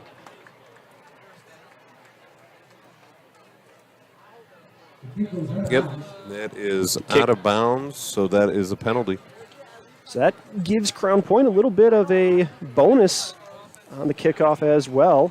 Right now, it looks like they're going to spot the ball. It's a 15-yard penalty, so it'll be spotted up at the 35-yard line. So not bad field position to start. That'll certainly help Ehrlich and the Bulldog offenses. They're still trying to find some weaknesses in this Viking defense as they haven't been able to move the ball downfield that much. Their biggest play was that pass interference that was a spot foul. So they're looking to try to find their identity in crunch time here with 1:09 to go in the second quarter. And they are very good at the 2-minute drill. So Ehrlich puts Ellison in motion to the left, takes snap. He's looking left. He's rolling left. He's got a couple of Vikings chasing him. Floats that one in the air towards Mulaski, nearly intercepted, broken up by Gleason of the Vikings. Incomplete pass. Yeah, it looked like they had initially tried to set up a screen pass, and the Vikings had sniffed it out, so they were there, and Ehrlich had no idea what to do with it. He's got to realize the play is broken, throw the ball away, come back to second down. Don't float that ball to Seamus Mulaski with about 3 or 4 Vikings all over him. So it'll be second and 10 from the 35-yard line. Only 7 seconds passed by on that one, so it makes it 1:02 remaining in the half. Ehrlich and Ellison in the backfield. Now looks like we're going to have a timeout on the play by the Bulldogs. Took them a little bit longer to get to the line of scrimmage, too, so it looks like they just want to work out some details here. Yeah, definitely. Look, they only had about 10 seconds left on the play clock, so they decided to stay with the Region Sports after the games. We'll send it back to the Centier Bank studio. RSN will recap all of the action from around the region, all from the Centier Bank studio. And coming up, connecting the first half and the second half of tonight's game, it's the Hose Connection halftime report presented by Hose Connections, proven under pressure. Yeah, and we'll definitely get to that Strack and Van Til scoreboard update. We've just been so busy watching this game, great game that it is. We just haven't been able to get to those scores, and it seems like there's not a lot of points, but there's been no break in the action, right? Except for the few timeouts. So we'll get you that hometown scoreboard update brought to you by Strack and Van Til coming up in the Hose Connection halftime. While there haven't been a lot of points put on the board, there have been a lot of just hard-nosed football plays. Yes. It's been a battle of the defenses so far. Both teams staying really disciplined as well as Ehrlich gets ready for second and 10, takes a snap, Hands it off to Ellison. Ellison has some room on the left side. Breaks past one tackler, leads with the shoulder, and gets a positive gain there. He lowered the boom on Sammy Ampilotis to get about 5 yards on that carry. Yeah, I think right there, Crown Point's looking to see if they could get a big play without putting the ball in jeopardy, so to speak, by throwing it. And it seems like that offensive line has really been struggling. So, I mean, there's 22 seconds left on the play clock, 30 seconds left on the game clock, so they definitely have to run a play here. We'll see another timeout by the Bulldogs. So that'll be 3rd and about 5 from their own 40-yard line, and Mayor Pete Land and the Crown Point Pace Department are proud to support Crown Point Bulldog football and say go Bulldogs. Crown Point remains dedicated to preserving history, celebrating everyday life, providing the best in city services, and encouraging smart growth. Mayor Land and the Pace team invite everyone to Bulldog Park for Oktoberfest on October 6th and 7th. Join us for German music and fare. For more information, contact the Pace Department at 219-661-2271. And you know what? It's halftime. You know what it's perfect time for? Order a pizza from Lango's. Lango's Pizza has been a favorite spot since 1979. Enjoy pizza, sandwiches, and more. Dine in or carry out. Lango's serves Northwest Indiana from their 3 locations, Highland, Cherville, and Crown Point. Order online at langospizza.com. Lango's Pizza, the official pizza of Region Sports Network. Somebody save me a piece when I take the equipment back tonight. 3rd and 5 for the Bulldogs here. Ball on the 40-yard line. They're going to put Ellison in motion from left to right. Ehrlich drops back to pass, scanning the field. He's looking downfield. He has Jones. He's going to loft that down for sure. Hauls it in for the interception for the Vikings as he's pushed out of bounds at about the 15-yard line. That was a one-person pattern. They kept everybody else in. Ellison was on the far side, motioned out that way, was sitting at the line of scrimmage. There was one receiver downfield. To me, it looked like it was just a punt. They were just saying, okay, we'll take a shot, but also if they intercept it, no harm, with only 17 seconds left in the half. You're right. It did kind of serve that same purpose as a punt, as Valpo will take over at their own 15-yard line. Looks like they might just take a knee and get us to the half here. And that's exactly what Clark will do. He steps back, drops down on the right knee, and that will wind things down here for the second quarter. Through the first half, it's Valpo 7, Crown Point 0. We'll have plenty more coverage coming up in just a few, so stick around. You're watching Game Night built by Von Tobel on the Region Sports Network, the only game in town. When life takes you places and you can't get to the store, shop online with Strack and Van Til to go. Our to-go service is easy to use, and it can save you time and money. Once your order is in, our own Strack and Van Til team preps your order with care. For delivery or pickup, enjoy the convenience of letting our to-go team shop for you. Enjoy your special moments. Sign up online today at shop.strackandvantil.com.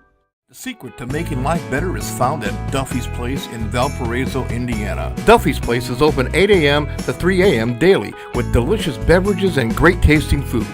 The staff at Duffy's Place loves what they do and they love their customers. If you want some choices of great food including wings, burgers, pierogies, great live music, and great people in both the staff and customers, this is the place for you. Stop in for a bite and watch your favorite hometown team, Duffy's Place in Valparaiso.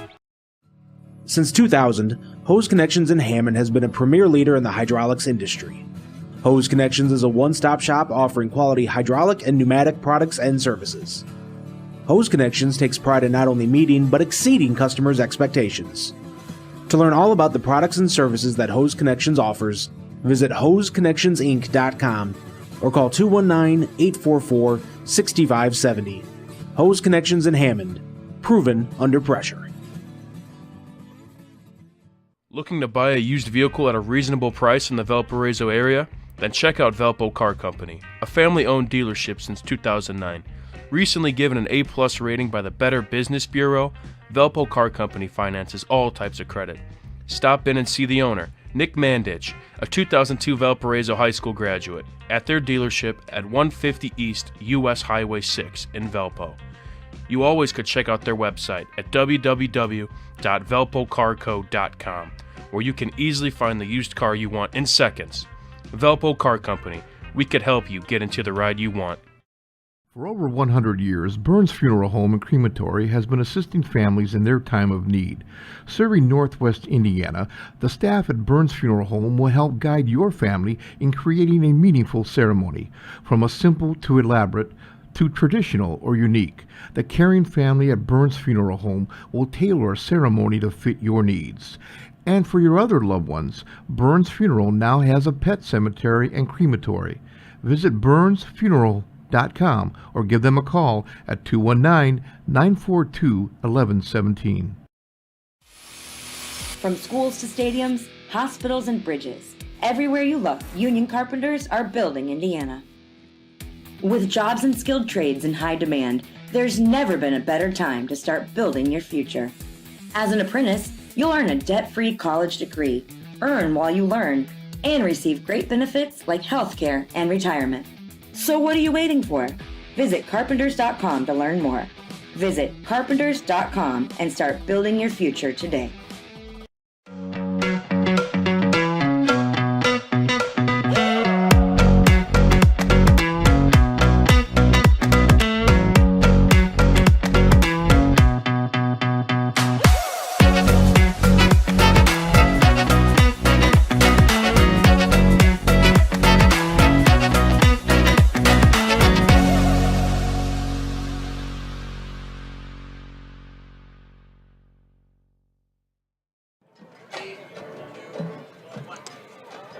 Welcome back as Von Tobel presents Game Night in the Region right here on the Region Sports Network.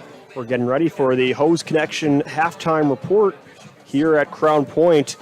As through two quarters, it's the visiting Valparaiso Vikings ahead 7-0. And let's get into some of those out-of-town scores. Do you want to go to the scoreboard right away? Let's do that. All right. Here we go. We finally get the Strachan Van Til scoreboard update. Here we go. All these, we're a little bit faster than everybody else because of all the scoring in this game. But so let's get to it. Andrean 14, Highland 0. Bishop Knoll and Lake Station knotted up at zeros. Bowman Academy and Morton, number 8 on our RSM poll, at zeros in the second quarter. Chesterton 14, Portage 7, playing a little bit better than they did last week against these Bulldogs. All right, here we go. Hammond Central 6. Chula Vista East Lake from California, 0. Well, you really have to, if you're reaching all the way to California to get a game, you're really reaching. Yeah, it's a long ways to go. Yeah, it is. Kankakee Valley, 0. Culver Academy, 0. East Chicago and Griffith knotted up at 0. Griffith's homecoming. Griffith with a big victory last week, 21-20 over Lake Station. Coach Phil Mason building that program back up. And then we got Hanover Central 21, Munster 0. Maryville Pirates 14, LaPorte 0. And the Brickies 35, Lowell 7. Number 5 in our RSM poll are the Brickies. And then you've got Lake Central and Michigan City. Thanks, Joe Skavark. He's at the game. Just texted me. It is all knotted up at 14 with 2 minutes left to go in the halftime. Let's flip over to the next page. North Newton versus Frontier Falcons knotted up at 0. Boone Grove 13, River Forest 6. South Central versus North Judson, zeros in the second quarter. Wheeler Bearcats and West Side are all tied up at 0 in the second quarter. And our last score, Calumet versus Whiting, knotted up at 0 again in the second quarter. So those are the scores from around the region. Now for the game we're here for, Crown Point against Valpo. It's been a lower scoring one, but both defenses really came ready to play. Valpo leads 7-0. They were aided by a touchdown by Thomas Davis late in that first half. But really, both teams did a good job stopping any kind of offense. I'm just throwing this out there. I'm not going to all right, yes, I am questioning. On 4th down and 2, you line up with your quarterback back to punt the ball. You've got two receivers to each side. You got a running back in there. Okay, you've got 5 guys to cover downfield because, in general, your quarterback is not going to be one of your better tacklers, right? Right. And then you've got 5 offensive linemen going downfield. That's not a good recipe for success. And that's what's set up for the long return from for sure, which led to that Davis touchdown. Yeah, I mean, if you're going to punt it in this type of game, just run your punt team out there. You've got 9 guys that work on this in practice every day in the special team segment. Those guys know what's going on once that ball's punted, know their lanes, know where to go. You're going to have a better success than trying to get 5 linemen down that field. And like you said, that led to the scoring drive. In the high school game, special teams and field position can be what makes or breaks a game, and especially when you get 2 well-matched teams like this, that really was the difference in the first quarter.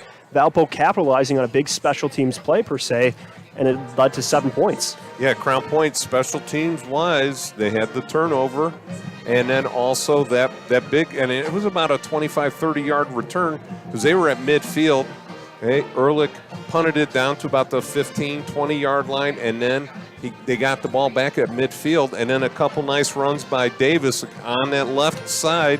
And we've talked about it. You talked about the Matt Hoffer, 6'6", 295. He's going up against, most of the time he's going up against Seamus Molaski at 6'5", 240.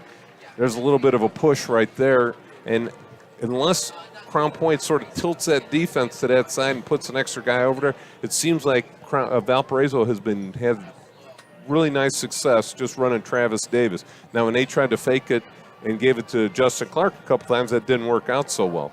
And we did see a few times Valpo was stopped on 4th down twice by Crown Point's defense. So the Bulldog defense still has come ready to play, but it was just a few plays here and there that led to that scoring drive. And on the flip side, the Crown Point offense and their high-flying passing game hasn't been able to get much downfield against this Valpo secondary. Yeah, we'll talk a little bit more about the Crown Point offense and their struggles after this break. Yep, we will step aside for just a moment. You're watching Game Night built by Von Tobel on the Region Sports Network, the only game in town. Flip the switch, a light turns on. Press the button, machines and instruments come to life. Touch the screen, communicate with the world.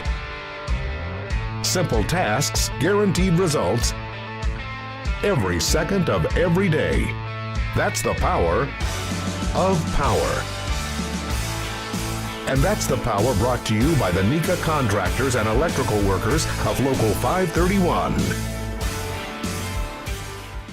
With electrical services from Economy Electric Heating and Cooling, you can radiate the perfect amount of light and energy into your home. From rewiring and code upgrades to ceiling fans, lighting, security, and more, Economy Electric Heating and Cooling's trained electricians will make sure you can enjoy your home on full power all the time. For a free estimate on electrical work, call Economy Electric Heating and Cooling at 219-923-4441, and you can visit them on the web at 4ajobdoneright.com. That's the number 4ajobdoneright.com. Hi, I'm Crowell Company's Lantern Man. I'll cover your motorcycle. I'll be with you on the water. I'll be with you on the snow. I'll cover your insurance needs wherever you go. I'll be at Crowell Agency from 9 a.m. to 9 p.m. As Crowell Company's Lantern Man, I'm your insurance superhero. Crowell Companies, the insurance professionals in Highland, Maryville, and Michigan City. Growing up in Northwest Indiana, I am proud that my family's been doing business here for nearly 100 years, which started with my grandfather, John Gladish. Over my career, I've witnessed families being torn apart by the negligence of others, and everything from on-guard openings at construction sites to reckless driving on our roads. Our experienced attorneys, paralegals, and staff, and insurance companies and their lawyers will go to great lengths to avoid paying. Do not waste your one and only opportunity to seek fair compensation for your loss. Give the Gladish Law Group a call and put our team to work for you. Better Beef of Indiana. Hormone-free, locally raised, and locally processed beef. Better Beef of Indiana is located in Valpo at 2600 Beach Street, where you could buy individual cuts of beef completely raised in Hebron. From single pounds of ground beef to filet mignon, Better Beef of Indiana has it all. Visit their website at betterbeefindiana.com. Follow them on Facebook or call the owner, Kevin, directly at 219-508-5797. Better Beef of Indiana, where quality meets value. This box is small, like Pet Supplies Plus. This one is large, like a big box store. In each, Stu, has carefully hidden a toy. Question is, which dog will find it first?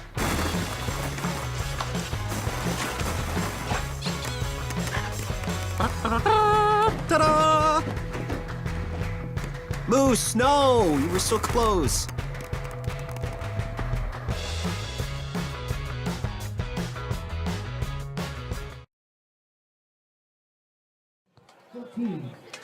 Welcome back as Von Tobel presents Game Night in the Region right here on the Region Sports Network. Von Tobel with locations in Valparaiso, Cherville, and Michigan City. Check out VonTobel.com to find out more. Leo Staudaher and Jay Simmons with you here as we're getting ready for the second half between Valparaiso and Crown Point. We're talking about what went right for Valpo offensively. Now let's go to the other side of the ball for the Crown Point offense. Their passing game we saw last week against Portage, a team that's not quite at the caliber of Valpo, but they were able to get a lot of different players involved. This week it seems as if they haven't quite been able to spread the wealth as much offensively.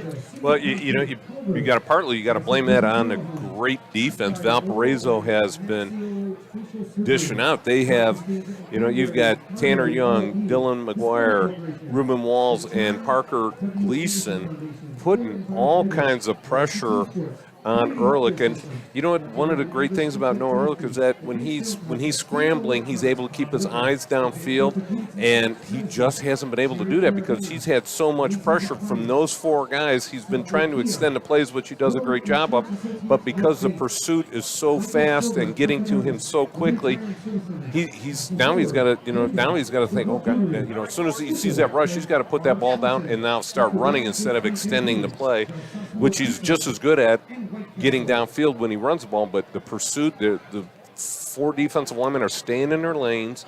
They just giving them nowhere to escape to. Yeah, we saw really not too much going in the passing game, and then even Larry Ellison, the running back, he's had a couple big plays, but the running game has kind of been stifled, so that's led to maybe even more of an emphasis that they have to go to the passing game if they're not able to rush the ball. Yeah, and a couple play calls I questioned a little bit, especially on that third down play right around midfield, right before they punted the ball. They tried to run on 3rd down and 2. They tried to run a little play action fake and run Trevor Gibbs across the middle and Seamus Molaski running across the middle at the same time at different levels and different spots, but both of those guys were well covered by the linebackers. He had nowhere to go with it, and he had pressure on him. He just sort of tried to throw it away, almost intercepted. So I think Crown Point's got to put their nose to the grindstone and just start pounding this ball. They get the ball to start the second half. I think you got to start leaning on Larry Ellison a little bit more than you have in the past and become one-dimensional until they stop it. Yeah, and Crown Point on the positive side, they are still only down by one score, so they can one touchdown, so they can get right back in this one. They have the ball to return the half, so they can make some tweaks, maybe run the ball a little more, and they can be right back in this one. Yeah, and I think the staff is going to make some good adjustments at halftime. Again, the thing that really gets me in this game is that Crown Point has no rhythm at this point offensively. Usually by the middle of the second quarter, they're in a rhythm and they're moving the ball all over the place. They're passing, they're running. They just have not found any chink in the armor of the Vikings. Get it? Armor Vikings. Right. Okay. They haven't been able to find that little weak link, so to speak, to get to Crown Point, get them off balance. So we'll see what's going to happen here, and I think it's going to be a great second half as we watch the Valparaiso kicker kicking from the 40-yard line. So he's kicking a 50-yard field goal. Looks like he's been able to get it there. He's been off on his mark a little bit, but he's definitely got the range. That's Drayden Wilcox doing the kicking for the Vikings. And now both teams are getting ready for halftime here, or for the second half, I should say. The Vikings and the Bulldogs back on the field here, making their final preparations in front of a packed house here in Crown Point. And we'll get those starting lineups as well when we come back as we await the second half, but it'll be Crown Point offensively. So that's time for those starting lineups, sponsored by Gladish Law Group. Gladish Law Group, they're here to help, action not words. So up front for the Bulldogs, they'll be led by the offensive line of Elias Paviadakis, Jeff Machete, Nathan Gregory, Austin Rivera, and Paul Clark. Seamus McClaskey helping out up front at the tight end spot. Receivers will be Cam Sorchi, Landon Delich, and Nick Soley. In the backfield, it's the QB, Noah Ehrlich, and his halfback, Larry Ellison. And they'll be going up against this defense of the Valparaiso Vikings.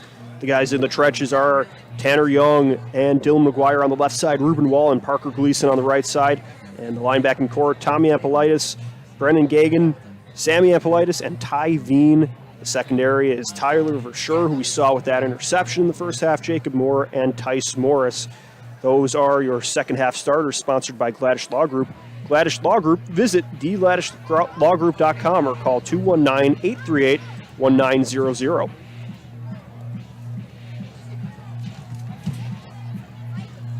As we get ready for this second half here, we will step aside once more. You're watching the game night on RSN, presented by Von Tobel, the only game in town. Welcome to Public Bar and Rec, located in downtown Crown Point, a place for good games, good drinks, and good food. So come in and make it public. Try to survive zombie dodgeball, score a hole-in-one playing golf, or choose from over 13 multi-sport simulator games while fueling your competition with a variety of appetizers, entrees, and beverages. We have games for all ages with our family-friendly hours till 9 p.m. Reserve your simulator at publicbarandrec.com and let the fun begin.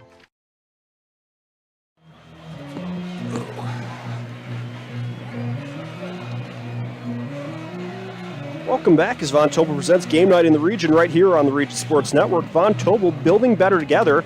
And the Friday night forecast is brought to you by our friends at Economy Electric Heating and Cooling. Tonight's forecast, as we start the second half, 69 degrees and partly cloudy, but the lights have taken full effect. It is a great night here for another Quintel kickoff. This is a Quintel kickoff. This and all kickoffs are presented by Quintel Incorporated, specializing in the reconditioning, repair, and remanufacturing of heat exchangers. Yeah, we haven't had many of those to talk about tonight, so hopefully we get some more action, because we talked about it right at the beginning of the game. Hopefully the most exciting part wasn't the fireworks. Right.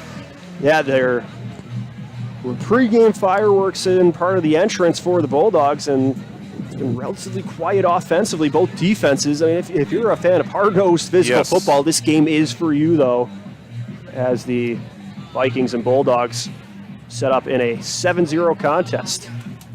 Yeah, I think so far in the game there's been 2 turnovers, both by Crown Point.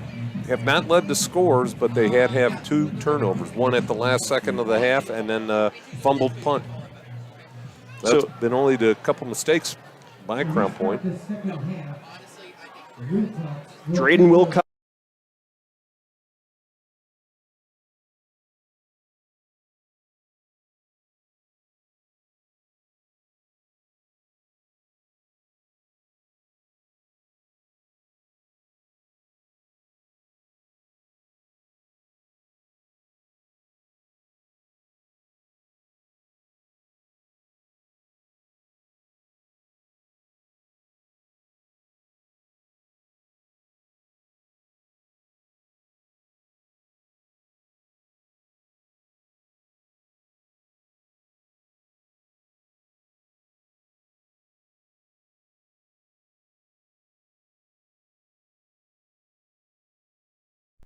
Again, they've got to get a rhythm. They got to get a helmet on a helmet out here and start getting a little bit of a push, especially up front. So Ehrlich and Ellison back on the field. Bulldogs looking to try to get their first score of the game. 2 receivers out right, tight end on the field. Ehrlich throws to his right to Jones. Jones evades 1 tackle, scampers forward, and is pushed out of bounds at the Crown Point sideline for a slight gain on first down. Yeah, Dillich, if he was out there trying to make a block downfield, if Dillich was going to able to make a better block downfield, it looks like Sammy Ambalatis was able to fight that block off and get upfield and bounce the play further outside, but only a pickup of 2. That'll make it 2nd and 8 from the Crown Point 18-yard line. Yeah, the Vikings doing a wholesale, the Crown Point Bulldogs doing wholesale substitution. 3 receivers on, 3 receivers off. After the line change, Ehrlich is in the gun, Ellison behind him, and Fakes the handoff to Ellison. He scans downfield, looking to throw left. Slings that one. Trying to get it to Jones. That pass would be incomplete. It looks like it bounced off the turf before Jones could try to snag it in. Yep, just a little bit underthrown right there. Now, that's the first time Noah Ehrlich has been able to stand in his pocket and not be smacked around or chased out of the pocket. So there is a positive right there. And Valparaiso only rushed 4. The back judge on that one came up and said it had hit the ground. So a nice call by the back judge right there. 3rd and 8 with the ball on the 11-yard line. Just getting started here. 11:41 to go in the 3rd quarter. Ehrlich takes the snap, fakes the handoff to Ellison. Looks to his left. The Vikings get a few men in the backfield. Ehrlich has to dance around the pocket, and he is brought down by the Vikings. Looks like a loss of about 2 on the play. It's going to be 4th down. So Ehrlich sacked for a loss there, sending the punt team onto the field for the Bulldogs. So on the first possession, the Crown Point Bulldogs cannot get anything going. It's the Viking defense standing tall and forcing the punt. Yeah, right there. Noah Ehrlich was his own worst enemy right there. He tried to extend the play. I thought if he'd have taken off right away, he might have had a chance to get the ball, run the ball downfield for a 1st down. Brewer takes the snap, punts it downfield. This one takes a hop at the 50-yard line, and it'll be down right around the 48 in Viking territory. So that'll bring Clark and the rest of the Valparaiso offense onto the field here. I'd just like to give a quick shout-out to my brother who is in Redding, California, listening to the game. So we got some distance going on here for the Region Sports Network. Right, you were just talking about the team visiting from California. Yeah. And we got a listener out in California too. Yep, thanks Joe for listening. Clark and company back on the field for their first offensive drive of the 2nd half. They were put ahead in this game by a touchdown by Travis Davis late in the 1st half, and that was all the scoring we saw, so they're looking to try to double their lead. 3 receivers will be split out right, 1 to the left. Clark and Davis in the backfield. Clark takes a snap, fakes the handoff to Davis, looks to pass right. He lofts it to the right. This one sails away. He was looking for his man downfield, but there were about 3 Bulldogs in the mix. Yes, there was. Great coverage right there. Justin Clark had plenty of time, but it was only a 2-man route. They had the receiver on the left side running a streak, a receiver on the right side running a streak pattern, and everybody is well covered. They thought they'd try and get him on some play action right there on 1st down, go for the home run. He was trying to find Scotty Bradney downfield, but he was well covered, so that makes it 2nd and 10 from the 48. Clark takes a snap, hands off to Davis. Davis tries to push field, but he is met by a host of Bulldogs in the backfield for a loss. Yeah, nice job right there by the Bulldogs. They stuffed the hole. It was Keegan Bagley, the tight end from the left-hand side, pulled all the way across the formation from right to left, tried to get up into the hole and got stuffed into the backfield. He ran into the running back, and that just blew up the whole play. That'll make it 3rd and 13. Vikings setting up shop at their own 45-yard line or so. Clark and Davis in the backfield. They put a receiver in motion from right to left. Now he's going to move around. Clark looking back to pass. He's dropping. He evades 1 tackle. Now he tosses this one downfield just in front of his receiver. Incomplete. Clark almost made something out of nothing there as he was looking for the tight end Bagley. That one was just a couple yards underthrown. Yeah, but he was under severe distress. And Bagley was downfield all by himself, but because the play design was not for him, he was just running a clear-out pattern. All of a sudden, Justin Clark saw him wide open, but he was falling backwards with a Crown Point Bulldog draped all over him as he threw it. So that'll send Wilcox to punt it away on 4th down. On the 45, he walks into this one, boots it up with the right. This one sails over into Bulldog territory, and Delich secures it. Calls fair catch. That'll bring the Bulldog offense back onto the field here. Yeah, and as he was going to catch that, he all of a sudden had to move really quickly, and I just like, oh, here we go again. Right.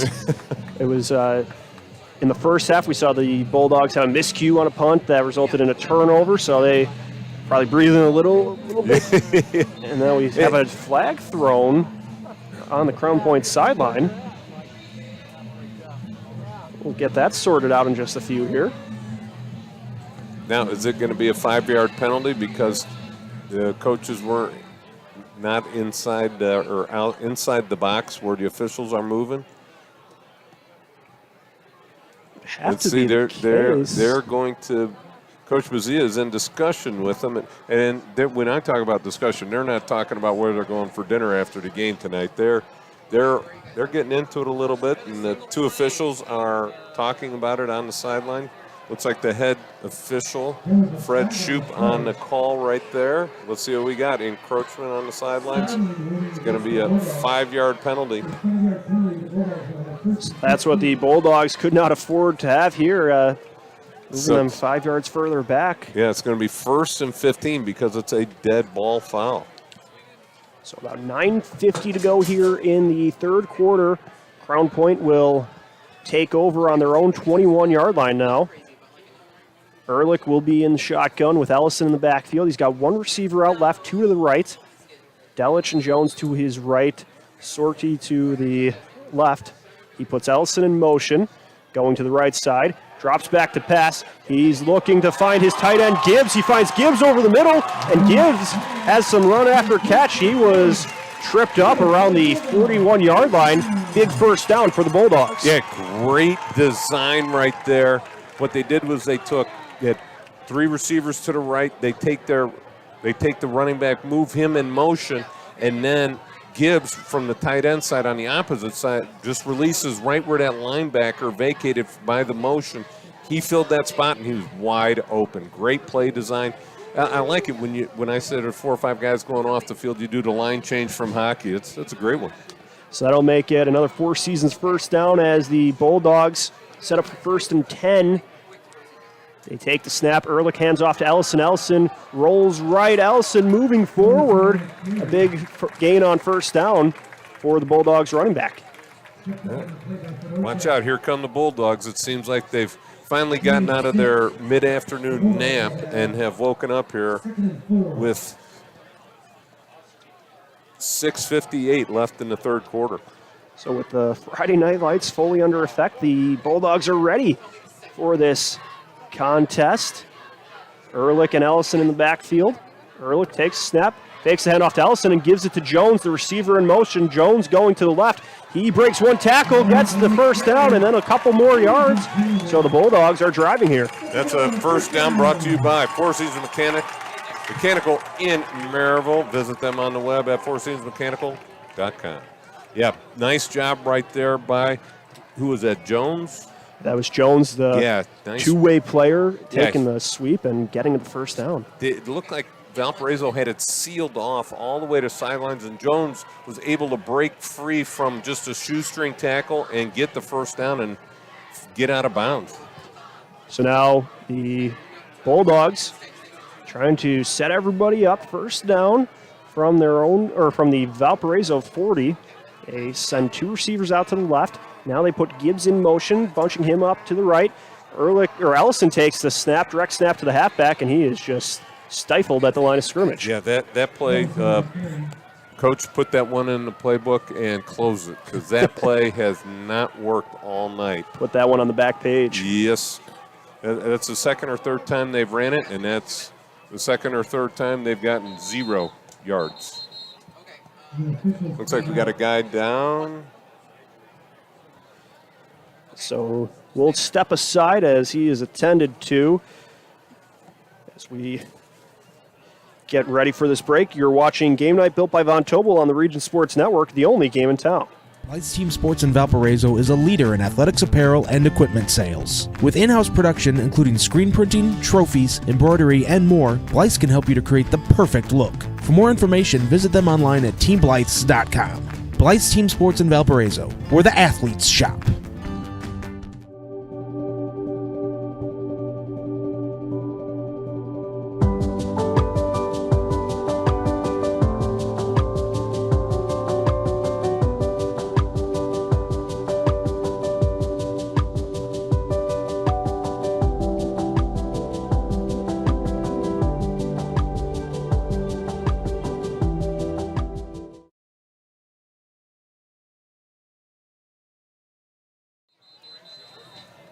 Welcome back as Von Tobel presents Game Night in the Region right here on the Region Sports Network. Von Tobel, your local building materials supplier and design center. Visit vontobel.com to find out more. So we are back here with about 8 minutes, 11 seconds to go here in the third quarter. It'll be 2nd and 10 for the Crown Point Bulldogs on the Valparaiso 40-yard line. It was their running back, Larry Ellison, who was helped off the field with that injury. So now joining him in the backfield is Tommy Gaudagano, backup halfback. Ehrlich takes a snap. He's looking to pass. He was looking left, stares down his receiver. He's looking for his man, and he is interfered with, so that'll be another spot foul. He was going for Sorchi, but that'll be pass interference on the Vikings. That is a. This isn't Sunday. It's a 15-yard penalty. Gotcha. So they're moving up 15. Got ahead of myself there. Yes, you did. That's all right. But so another first down via the pass interference. We'll move things up for Crown Point. And that's a penalty first down brought to you by Four Seasons Mechanical in Maryville. Visit them on the web at fourseasonsmechanical.com. So the chains will move, and the Bulldogs trying to get into prime scoring territory. They have it at the Valparaiso 25. Ehrlich in the backfield with Gaudagno. He puts him in motion, going right. He's scanning the field, passing. Floats this one to the left side to Ellison, who hauls it in for 6. And Crown Point is on the board with this passing touchdown. Ehrlich to Ellison, touchdown Bulldogs. Yeah, Ellison was in the slot position right where the tight end is, but he was backed up. You had the running back go in motion. Again, linebacker slides out with him. Ellison runs right past the free safety. Great throw by Ehrlich. He dropped that one in perfectly right over the defensive back. 2 defensive backs on him. Dropped it over the top of him. Ellison had a step and walks in for the score. Now all of a sudden it's going to get a little heated here, isn't it? Here we go, 7-6. The Bulldogs can tie it up with the extra point, and a member of the Vikings breaks through the line a little too eager. So that'll move things up just a little bit for the PAT. Well, do you now go for 2?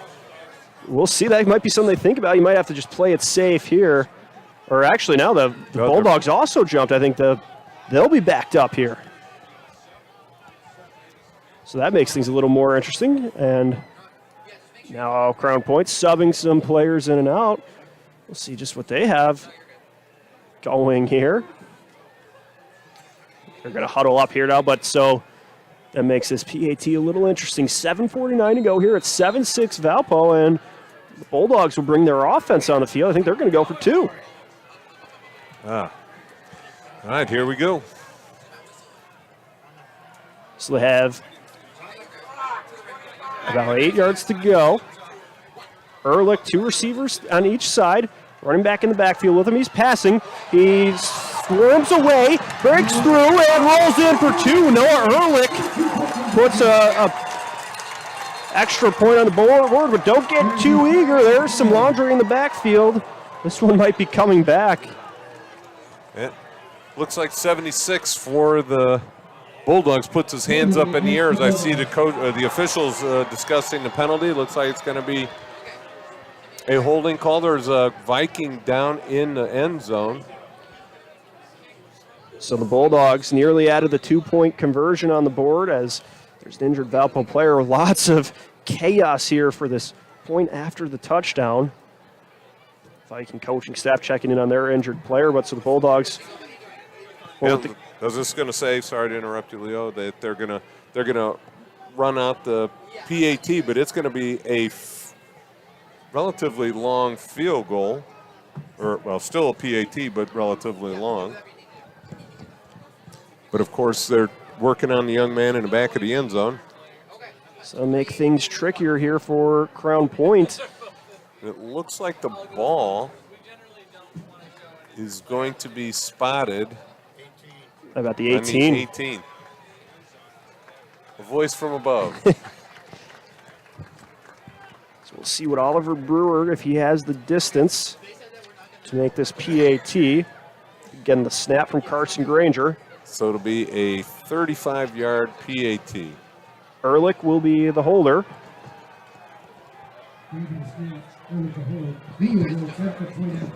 This should be a little bit trickier than your normal PAT. Yes. Brewer will see if he has the leg for it. Granger snap, Ehrlich's hold. Brewer kicks it. This one just misses. Wide left. Yeah, it looked like it had the distance, but not quite the spot. So we'll step aside for a moment here. You're watching Game Night built by Von Tobel on the Region Sports Network, the only game in town. When life takes you places and you can't get to the store, shop online with Strack and Van Til to go. Our to-go service is easy to use, and it can save you time and money. Once your order is in, our own Strack and Van Til team preps your order with care. For delivery or pickup, enjoy the convenience of letting our to-go team shop for you. Enjoy your special moments. Sign up online today at shop.strackandvantil.com.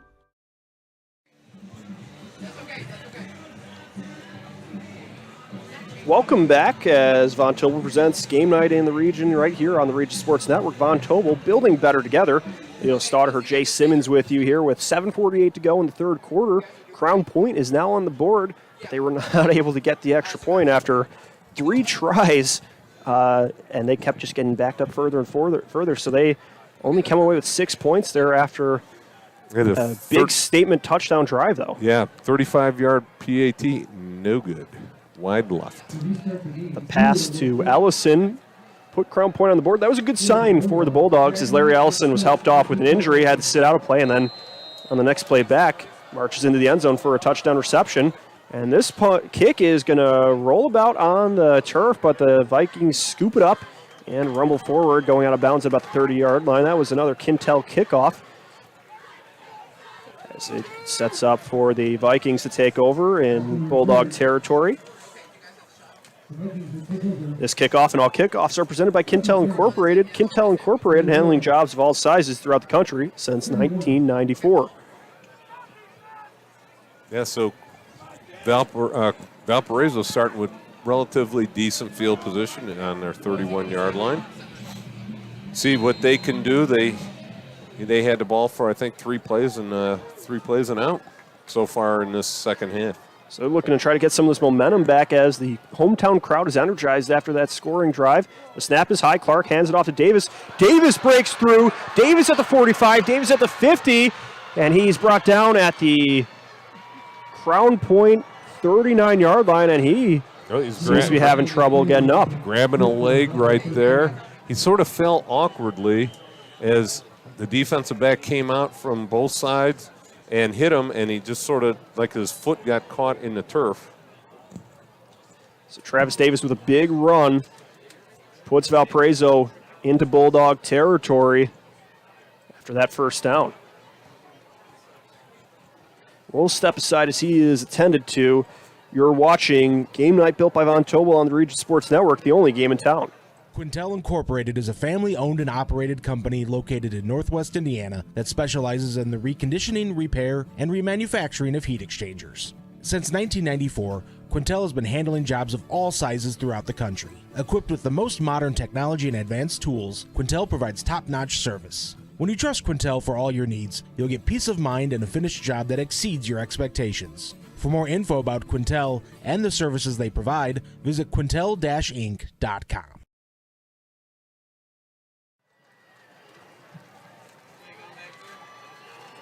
Welcome back as Von Tobel presents Game Night in the Region right here on the Region Sports Network. Von Tobel, your local building material supplier and design center. Visit vontobel.com to find out more. So Travis Davis helped off the field after that long first down run. And the Vikings setting up shop at the Crown Point 40-yard line. 7:32 to go here in the third quarter. Clark in the shotgun. He's got Berta back there with him. 3 receivers out left, 1 to the right. Takes the snap, hands off to Berta. Berta pushes forward, and he gets a good run there with a big pop, brought down for about 5 yards. Yeah, Berta played quite a bit the last couple weeks of the season last year as a sophomore, carrying them into the playoffs.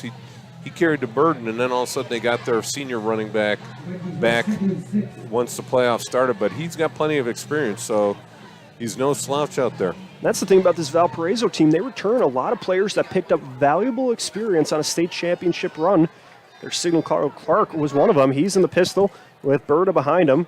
Takes the snap, hands it off to Berta, and Berta bursts towards the chains, and he is brought down by a host of Bulldogs. It's like a positive play for the Vikings, but not enough for the first down. Yeah, it looks like it's going to be third down and about 4. Berta brings it hard, but he's just a little bit lighter, and he gets into that. He's a little bit smaller frame guy, but he gets in there hard. Just doesn't have the push as much as Travis Davis does. So about 3rd and 4 for the Vikings on the Crown Point 34-yard line. Clark takes a snap, hands off to Berta. Berta tries to boogie his way for a first down, but he is stifled by the Bulldog defense. Yeah, Bulldogs knew that one was coming. They're going to the big side, with Matt Hoffer. Every time it's a short yardage play, they run to that left side. So Crown Point stacked up a couple linebackers at the last second on that side and just outmanned them at the point of attack. So it's going to be 4th down and about 4th down and 4. Crown Point defense is only giving up 10% of 4th down plays for first down on the season. Viking offense still in the field. Clark drops back to pass. He's rolling right. He's being pressured. He's going to have to launch it downfield. He's looking for Stokes, and that one sails just past the fingertips of Julian Stokes, who was in the end zone. Almost a touchdown play for the Vikings, but it was just a little bit overthrown as Clark was throwing on the run. That was a desperation throw. You mean running for his life, not running. But the thing was, initially, I think Clark saw that once he broke the pocket, that all of a sudden, I can run for this first down. And then one of the linebackers for Crown Point came out of nowhere, closed that hole, and Clark said, he had it tucked away, then pulled it back up and had to throw at the last second. He did have Stokes open. Stokes was about 3 or 4 yards past the defensive back, but it would have been a miracle throw after you tuck it and try to run it and then pick it back up and throw it. So that'll bring Noah Ehrlich and the Crown Point offense onto the field at their own 34-yard line. Ehrlich and Ellison in the backfield. Ehrlich fakes the handoff to Ellison. He's going to try to throw the screen pass. That was nearly a dangerous play as Ellison takes the screen and then gets some. He gets the first down, rolls to the 45-yard line over a Viking defender, and a big first down reception for Larry Ellison on a play that was nearly broken in a couple of different ways. First down Bulldogs. Yeah, how about it? That's why they're called defensive linemen. It looked like it went right through their midst. And Ellison was right there on the other side of the 2 defensive linemen, and they actually ran into each other, knocked each other down, and then Ellison bursts and picks up about 25 yards on the play. So a big passing play for the Bulldogs. Now they're into Viking territory at the 45. Ehrlich takes a snap, fakes handoff to Ellison. He's being pressured, evades one tackler. Now he's trying to look it downfield, throws it, going for his tight end, Mulaski, and it was almost intercepted by Verschure. 2 Viking DBs looked like they ran into each other, both trying to get that interception. Yeah, Verschure definitely had the pick right there. Ehrlich tried to extend the play. We got a personal foul, roughing the passer after the ball had been thrown. Ehrlich was hit. I didn't see it. I was following the ball down the field. So Verschure and Morris both trying to get that pick, and it's roughing the passer. Ehrlich broke a few tackles there. He had Ty Veen in the backfield, got away from him, rolled downfield, and was trying to just heave it downfield. And yeah, again, crazy play. Ehrlich extending the play, being his own worst enemy right there. And had the defensive back reading his eyes and came up out of nowhere almost to intercept it. But it would have been called back anyways. So Ehrlich and the Bulldogs in shotgun formation on the 31-yard line. Ehrlich takes snap, rolling right to pass. Now he goes left, finds Gibbs, the tight end. Gibbs rumbles to the left, going for about 8 yards there on a big passing play. A little bit of misdirection as the QB rolled right, then he threw it to his left to the end for a nice pickup. Yeah, Gibbs is a good receiver, a two-way guy. And I was even fooled. I was looking to the right. I was looking downfield at the receivers, and they were running sort of half-speed routes. And all of a sudden, as soon as I saw that, I tried to hurry up and look to the other side of the field, and I see Gibbs rumbling down the field with the ball. Nice play design. Get everybody flowing one way, throw against the flow. Good job. So that sets up for second and manageable for the Bulldogs. Ehrlich fakes the handoff. Now he's looking to pass. He pumps. Now he's rolling right, trying to get rid of it. Just turfs that one for an incompletion and avoiding the sack, as there were about 3 Vikings in the backfield there. Yeah, and a nice job right there by Ehrlich. He escaped the pocket, tried to extend the play, and then for this time, one of the few times, he ends up throwing the ball away instead of trying to plant his feet and throw back across his body across the field. Just does a nice job just getting rid of it. Live to play another down. You got third down and about 4. Now, with the kicker missing that PAT from just roughly about this distance, do you think this is going to be 4-down territory, Leo? It would seem to be the case, especially when the offense seems to be getting their swagger back here. You might have to trust them, as the play clock was nearly at 0, so the Bulldogs take a timeout, and we will take one as well. You're watching the RSN Game Night built by Von Tobel on the Region Sports Network, the only game in town.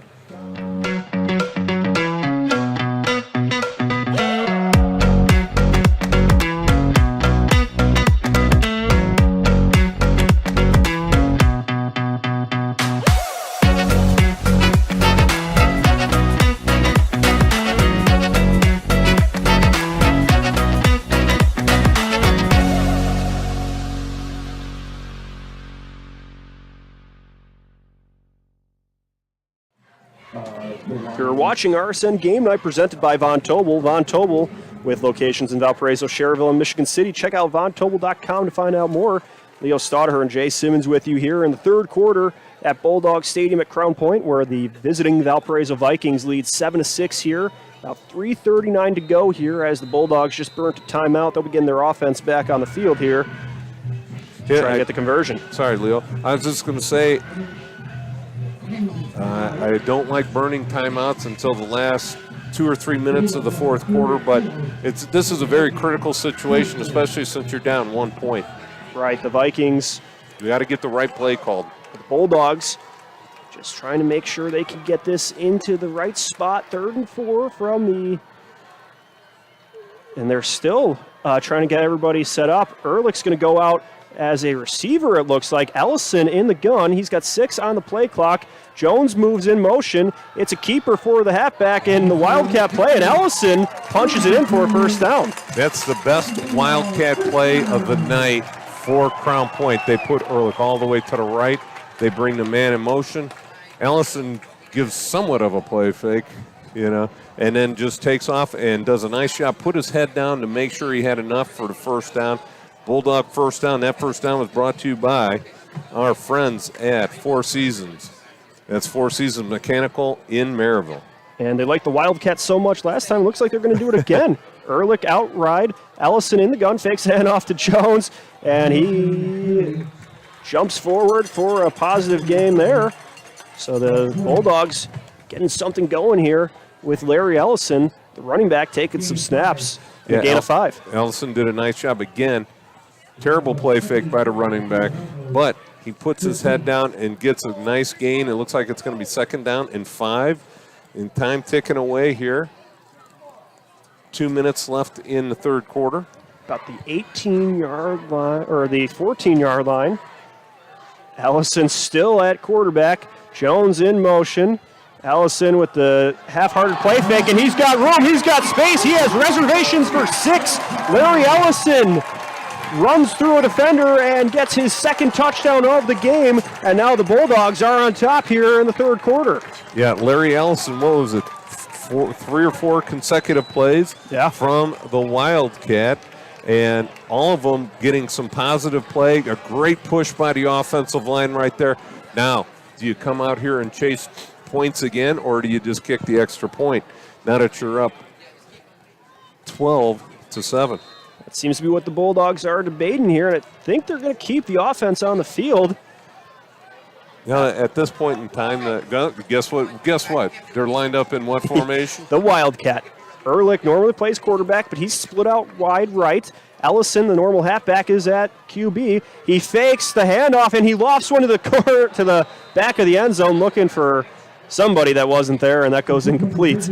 That looks like it was Trevor Gibbs in the back of the end zone.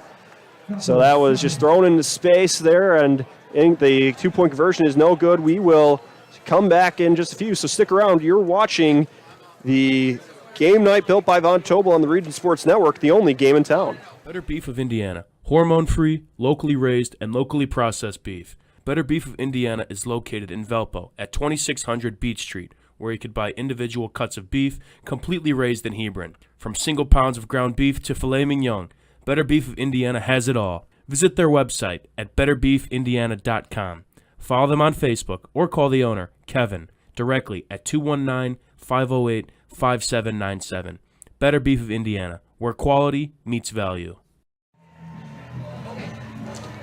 Welcome back as Von Tobel presents Game Night in the Region right here on the Region Sports Network. Von Tobel building better together. Leo Staudaher and Jay Simmons with you here, and the Crown Point Bulldogs are fired up after they have now scored 2 touchdowns in the third quarter here. They lead 12-7. 2:27 to go here. They have not been able to secure any points after those touchdowns, though, so that's how we got to that score. Brewer runs into this kick. It's low, skips about around on the turf. It bounces in front of the Viking, but he gets forward, and now he moves through space. That's a big run after number 48. Picking it up for the Vikings. That was Omar Delgado, who was listed as a defensive lineman, but he had some nice moves there to get upfield. It's called being a bulldozer. He just put his head down and ran as hard as he could straight ahead, and that's exactly what you want from your up back like that. That's one of those ones, defensive lineman getting to play on the kickoff. When you get to film review next week, you're asking the coach, can you send that one to me? He was probably going to put it on his Instagram, his Twitter, everything. That's one you're going to want to show off. As now Clark and the Viking offense set up at the 41-yard line of the Bulldogs. He fires a strike to his tight end badly, and the ball pops loose, and the Bulldogs jump on it. That's a fumble recovery for the Crown Point defense, and this hometown crowd is fired up. Yeah, Bagley tried to extend the play right there, tried to get some momentum going, and all of a sudden a couple Bulldogs hit him, and the ball pops out. I think that's the first turnover for the Vikings in the game. Let's see how the defense responds by the Vikings. Vikings defense sort of on their heels after that long drive the last time. So Crown Points, are they going to go for the jugular right here? Big turnover. Always like to go for the home run right here after the big turnover. You got the crowd fired up. Chuck one down the field, Coach. We'll see as the Bulldog offense trots back on the field. Short break. We'll see who is taking the snaps. It looks like it's going to be Ellison in the Wildcat again. Noah Ehrlich stationed out wide right as a receiver. Well, we know Ellison is not going to throw the ball. Right. We saw that much on the last PAT. Ellison puts Jones in motion. He is just not even going to fake the handoff. He's going to rumble forward, and he's brought down by a pair of Vikings. Positive play for Larry Ellison. Get number 33 right there for the Vikings. All right, and of course, again, get that one for you, as that was Xander Coming as he made the tackle there. Yeah, nice job right there from his middle linebacker position. He just stepped up. Let's see, again, it's consecutive plays. You got second down and about 6. Allison in the backfield found this. I said earlier that this play wasn't working. Now all of a sudden they found a niche. And once again, Allison puts his receiver in motion, takes this one out left. He's rolling left, trying to turn the corner and get some space. He is brought down just shy of the chains for another positive play on rushing. They had solely the receiver going in motion from right to left, and then Allison rolled out left to try to get that first down. And it was Tyus Morris on the tackle, number 17. Nice job by Ellison extending all the way to the sideline and just coming up short. It looks like it's going to be third down and about 1. So a little over a minute to go here in the third quarter. 3rd and 1 for the Bulldogs in Viking territory. High snap. Ellison gets it, though. He tries to lunge forward for the first down, and it looks like he got it. That's That first down is brought to you by Four Seasons Mechanical in Maryville. Visit them at fourseasonsmechanical.com. Big play right there that keeps the clock running. At some point in time, Valparaiso has stuffed the box. They have 4 down linemen in very tight. They have 4 linebackers in there. At some point in time, Crown Point's going to have to go back to the regular formation. Bulldogs have the ball at the Valparaiso 41. Noah Ehrlich's going to play some quarterback again. He's in the gun. He's got Ellison behind him. He hands it off to Ellison, though, so Larry Ellison still with another physical run, and he is brought down by the Vikings for a positive rushing play. Yep, pick of 4 yards, 4 or 5 on the play. Great push by this offensive line of the Bulldogs. They have woken up here. You woke up that sleeping dog line over there, and they have unleashed a big bite right here. So Clark, Rivera, Gregory, Machete, and Paviadakis, the Bulldog offensive line, the unsung heroes most nights, making their presence felt here in the third quarter. Yeah, and as you always like to say, another line change. Bulldogs in the gun. They send Ellison in motion outright. Ehrlich drops back to pass. He's going to scramble, rolling left, and he just tosses that one into the Viking sideline for an incompletion. Yeah, it looked like they were trying to catch Valparaiso sleeping a little bit. They had Soli running a one-man pattern, and he was double covered. Nowhere for him to go with that ball, and let's take a break. It's time for the fourth quarter, and this one's going to be a fun one coming down to the finish. We'll be back in just a few. You're watching Game Night built by Von Tobel on the Region Sports Network, the only game in town. Growing up in Northwest Indiana, I am proud that my family's been doing business here for nearly 100 years, which started with my grandfather, John Gladish. Over my career, I've witnessed families being torn apart by the negligence of others, and everything from on-guard living at construction sites to reckless driving on our roads. Our experience know that insurance companies and their lawyers will go to great lengths to avoid paying compensation. Do not waste your one and only opportunity to seek fair compensation for your loss. Give the Gladish Law Group a call and put our team to work for you. Thinking about what to do after high school? Consider a career with Boilermakers Local 374. As a Boilermaker apprentice, you'll earn while you learn. We offer excellent wages and benefits, and as part of our no-cost hands-on apprenticeship program, you'll learn from the best in state-of-the-art training centers and on the job. Become a union Boilermaker and get on your way to a great career. Find out more, visit www.local374.org or call 219-845-1000. You're watching Arson Game Night presented by Von Tobel. Von Tobel, with locations in Valparaiso, Cherville, and Michigan City. Check out VonTobel.com to find out more. Stodder and Jay Simmons with you here at Bulldogs Stadium for this Duneland Conference matchup between the undefeated Crown Point Bulldogs and the 4-1 Valparaiso Vikings. It's a big third down here for the Bulldogs at the Valparaiso 41.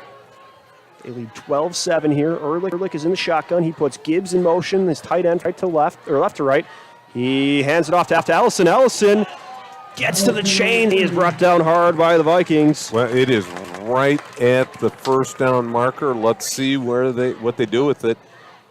Looks like the officials turn around, looking. It looks like it is a Four Seasons first down. Visit Four Seasons Mechanical at fourseasonsmechanical.com. Larry Ellison has been the man of the hour here in the second half with some huge running plays, taking some hits to make a play. He's a big reason why the Bulldogs are ahead here. Well, he does have 2 touchdowns, so yes, he is the reason, I guess. But yeah, he's going to be up for that Crown Lantern Man superhero of the game.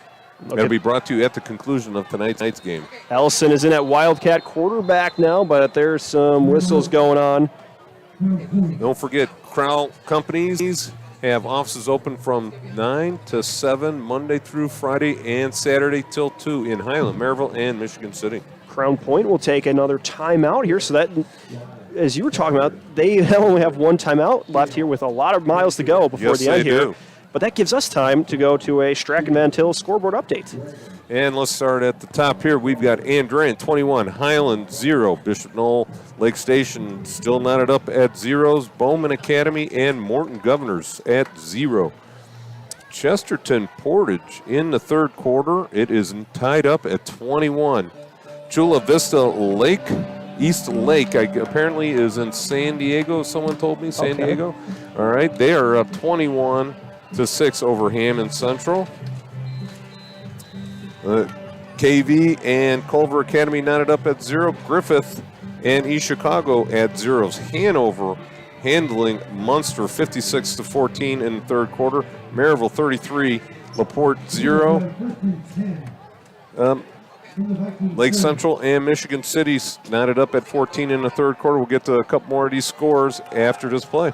So it'll be 1st and 10 from the Valparaiso 30. Ehrlich has Ellison behind him, one receiver either side. He fakes the handoff. He's looking to pass now.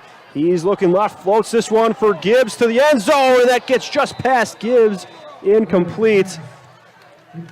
No flag on the play. He was guarded harshly by the Vikings, but that's just an incompletion. Jacob Moore was taking away that opportunity from Gibbs. Great coverage. Let's continue with the scoring. You got North Newton and Frontier Falcons tied up at 0. Boone Grove 20, River Forest 6, South Central 0, North Judson 0.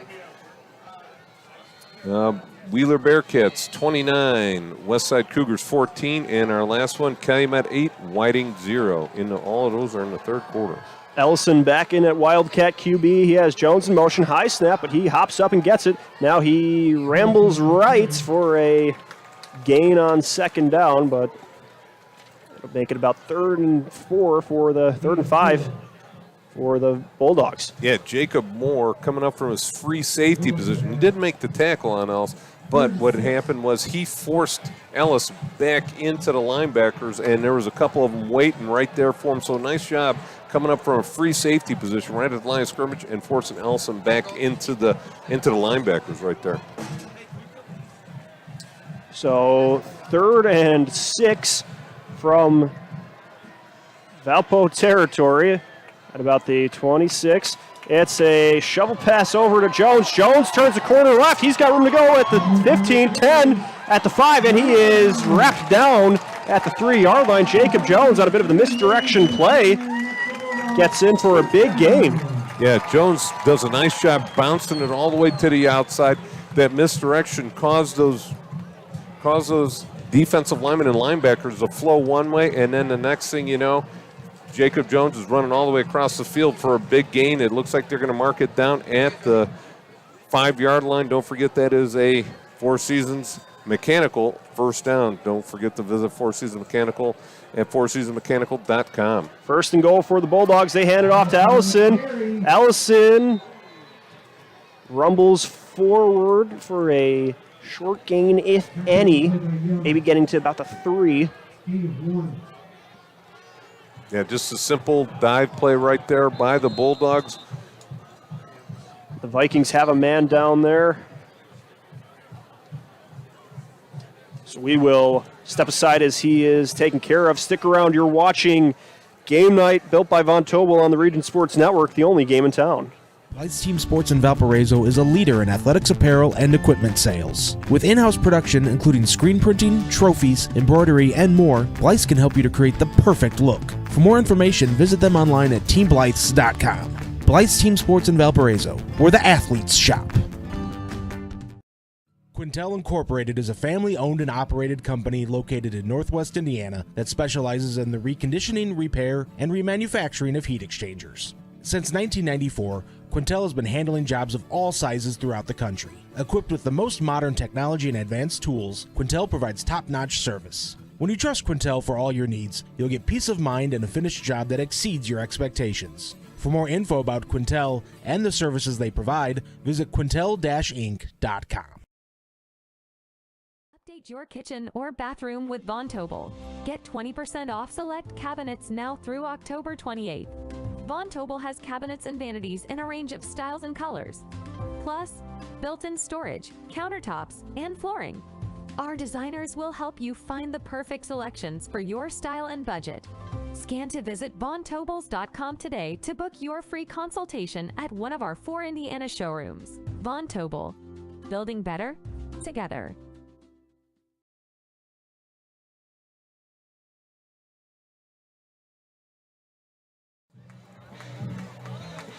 And we're back here. You're watching Game Night RSN Game Night presented by Von Tobel. Von Tobel building better together as the injured Viking is helped off the field. This is a big spot here for the Bulldogs as they have second and goal. Trying to add another big touchdown on the board here. It's definitely going to put some pressure on that Valparaiso offense. That means they're going to have to do something they're good at but not great at, and that's vertical down the field.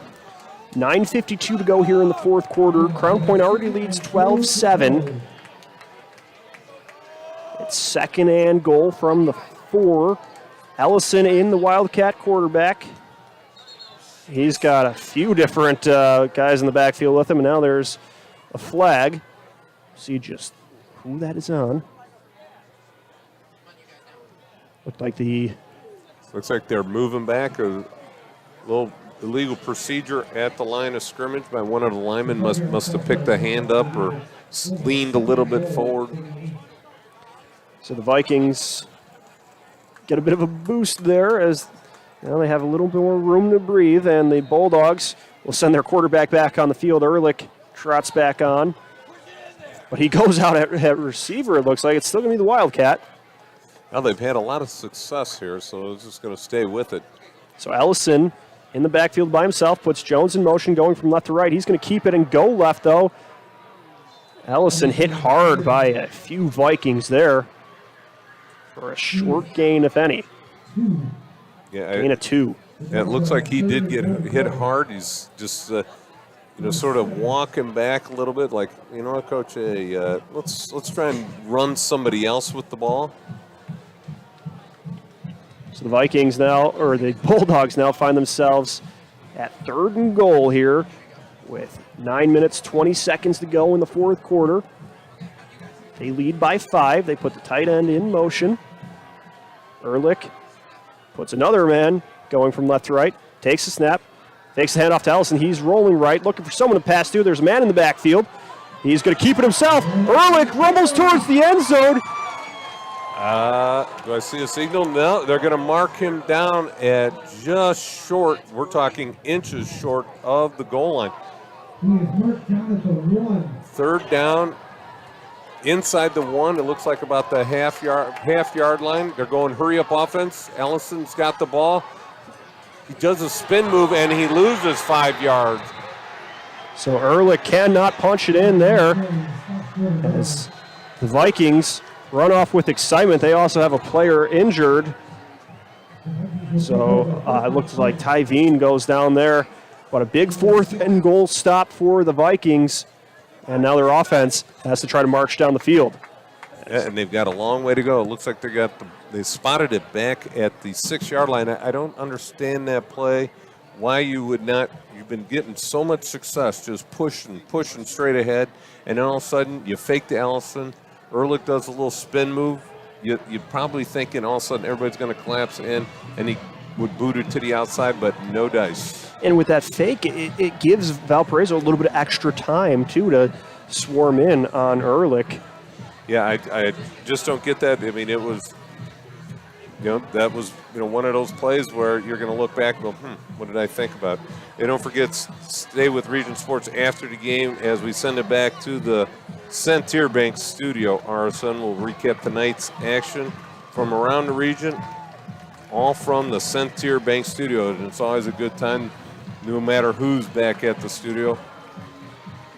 Absolutely, that would be a must-watch as it's a great night of football around the region here. And this one, when we talked about the series history before the game, the past 2 years, this game has gone to both sides, but it's never been close. I was going to say it's tipped really one way and then tipped really the other way. So it's nice to have a barn burner here. Yeah, this has been a well-played game so far, and now we'll see just who steps up here in the fourth quarter as the Vikings now take the field.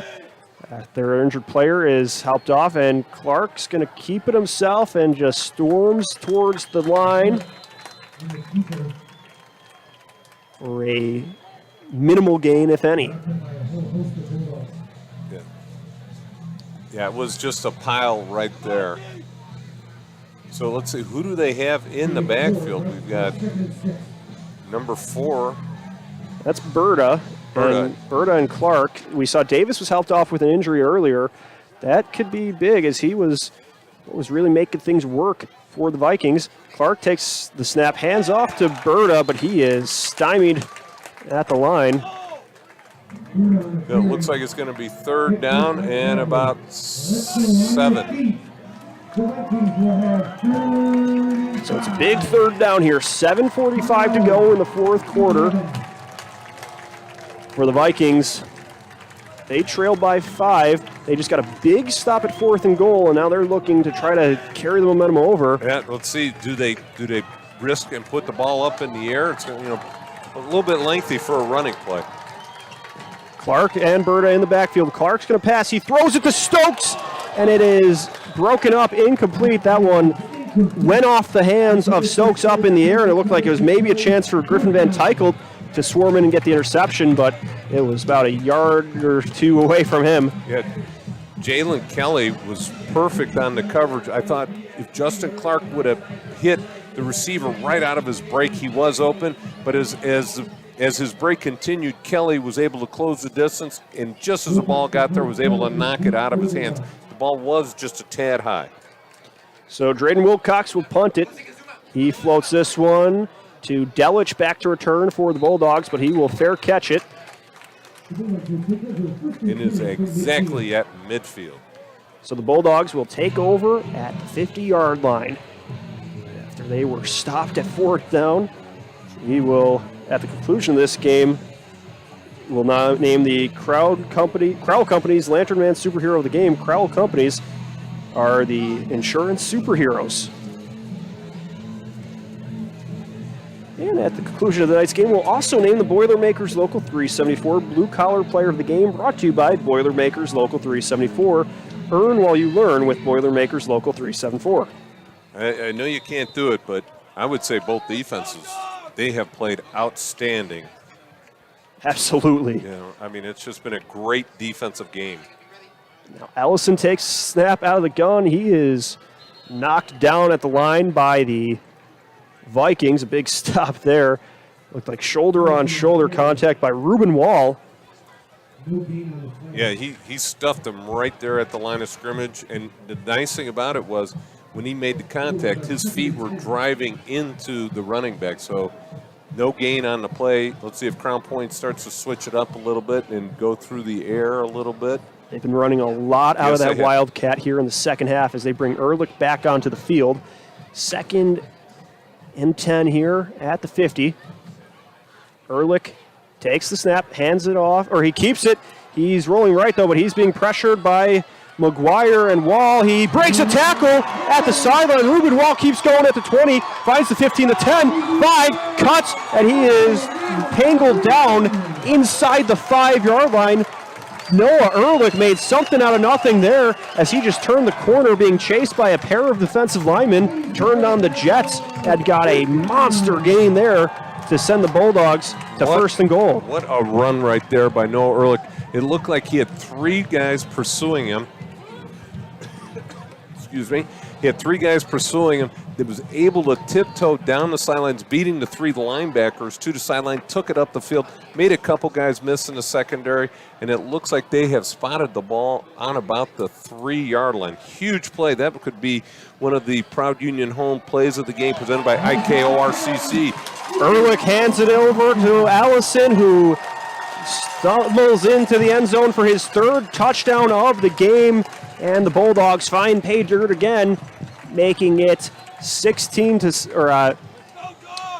7. Yeah, just a simple dive play straight ahead, boom, in for the score. Great job, good push by the offensive line. That score puts them up 18 to 7. Let's see what they do for the extra point. Looks like they will kick it. They have been unsuccessful on the PATs on their first 2 touchdowns. Brewers walks into the kick. It sails up and through the uprights. So it is now 19-7, Crown Point ahead here in the 4th quarter. So we will take a break. When we come back, it'll be kickoff. You're watching Game Night built by Von Tobel on the Region Sports Network, the only game in town. Hi, I'm Crowell Company's Lantern Man. I'll cover your motorcycle. I'll be with you on the water. I'll be with you on the snow. I'll cover your insurance needs wherever you go. I'll be at Crowell Agency from 9 a.m. to 9 p.m. As Crowell Company's Lantern Man, I'm your insurance superhero. Crowell Companies, the insurance professionals in Highland, Maryville, and Michigan City.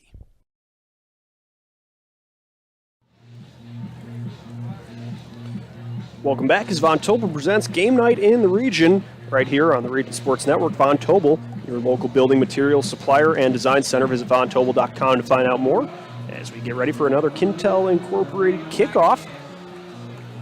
The Vikings hoping for some good field position here after that short touchdown run by Larry Ellison. Picked up his third score of the game. Oliver Brewer will kick things off with 5:52 to go here in the fourth quarter. He trots in it, boots it to about the 20-yard line. It's caught by Stokes. Stokes tries to cut left, but he is brought down by the Bulldogs. Big stop there. At number 59. Joshua Miller with the big stop on kick return. The junior defensive lineman brought down Stokes, who was trying to cut left for a big kick return. Yeah, it seems like the momentum has definitely shifted this way. But Valparaiso has had their opportunities and just hasn't been able to capitalize on them. So Clark back on the field at quarterback. Berta is in at running back. Two receivers out left, one to the right. Clark takes the snap. He's looking to pass. He's looking left. He floats it over to to Gordon, and Gordon is brought down just near the chains on the Valparaiso sideline for a positive passing play. Yeah, they got to pick up the pacer. They're going to Valparaiso going no huddle. Going to try and get this quick score in here as the clock ticks away. 5:25 and counting down in the fourth quarter. So that was a gain of 8.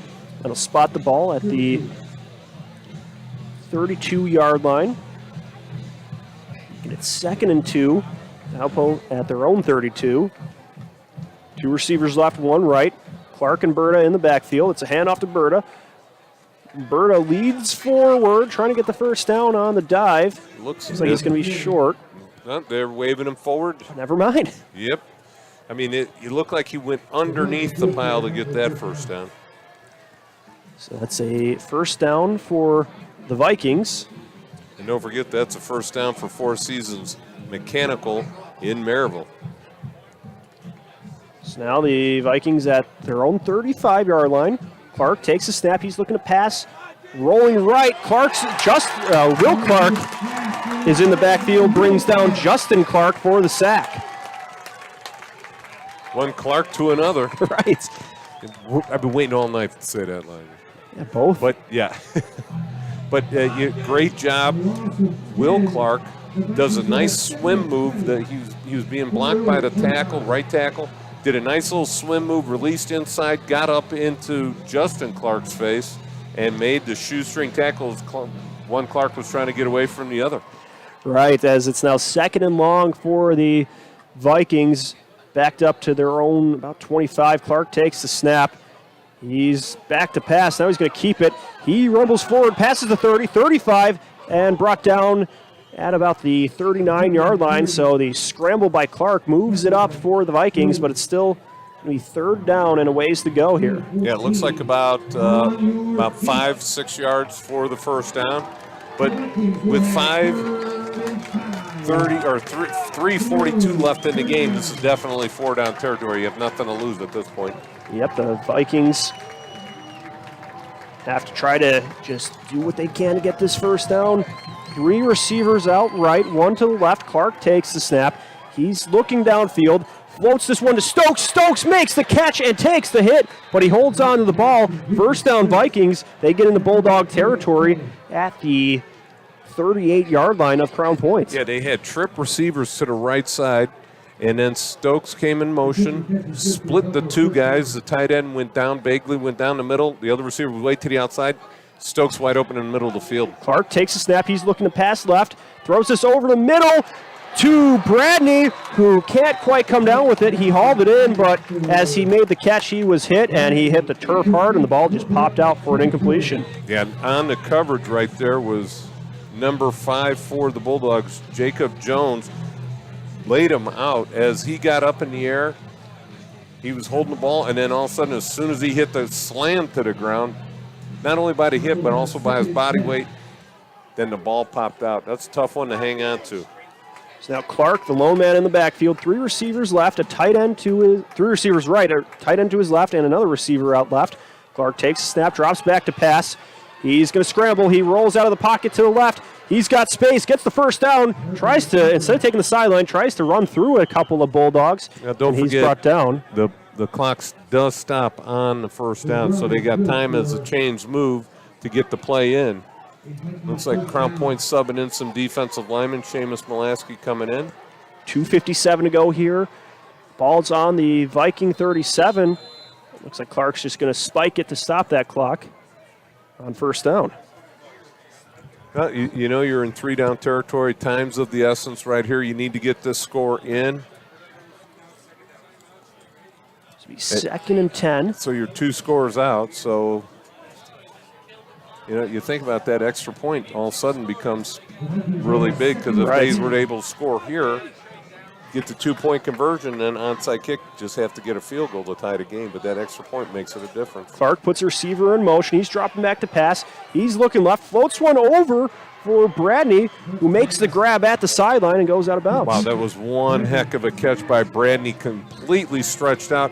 It looked like Justin Clark was just throwing that one away because he had a defensive lineman in his face, and he threw it out there and hoped for the best, and the best happened. It's going to be 3rd down and 1.5, maybe 2.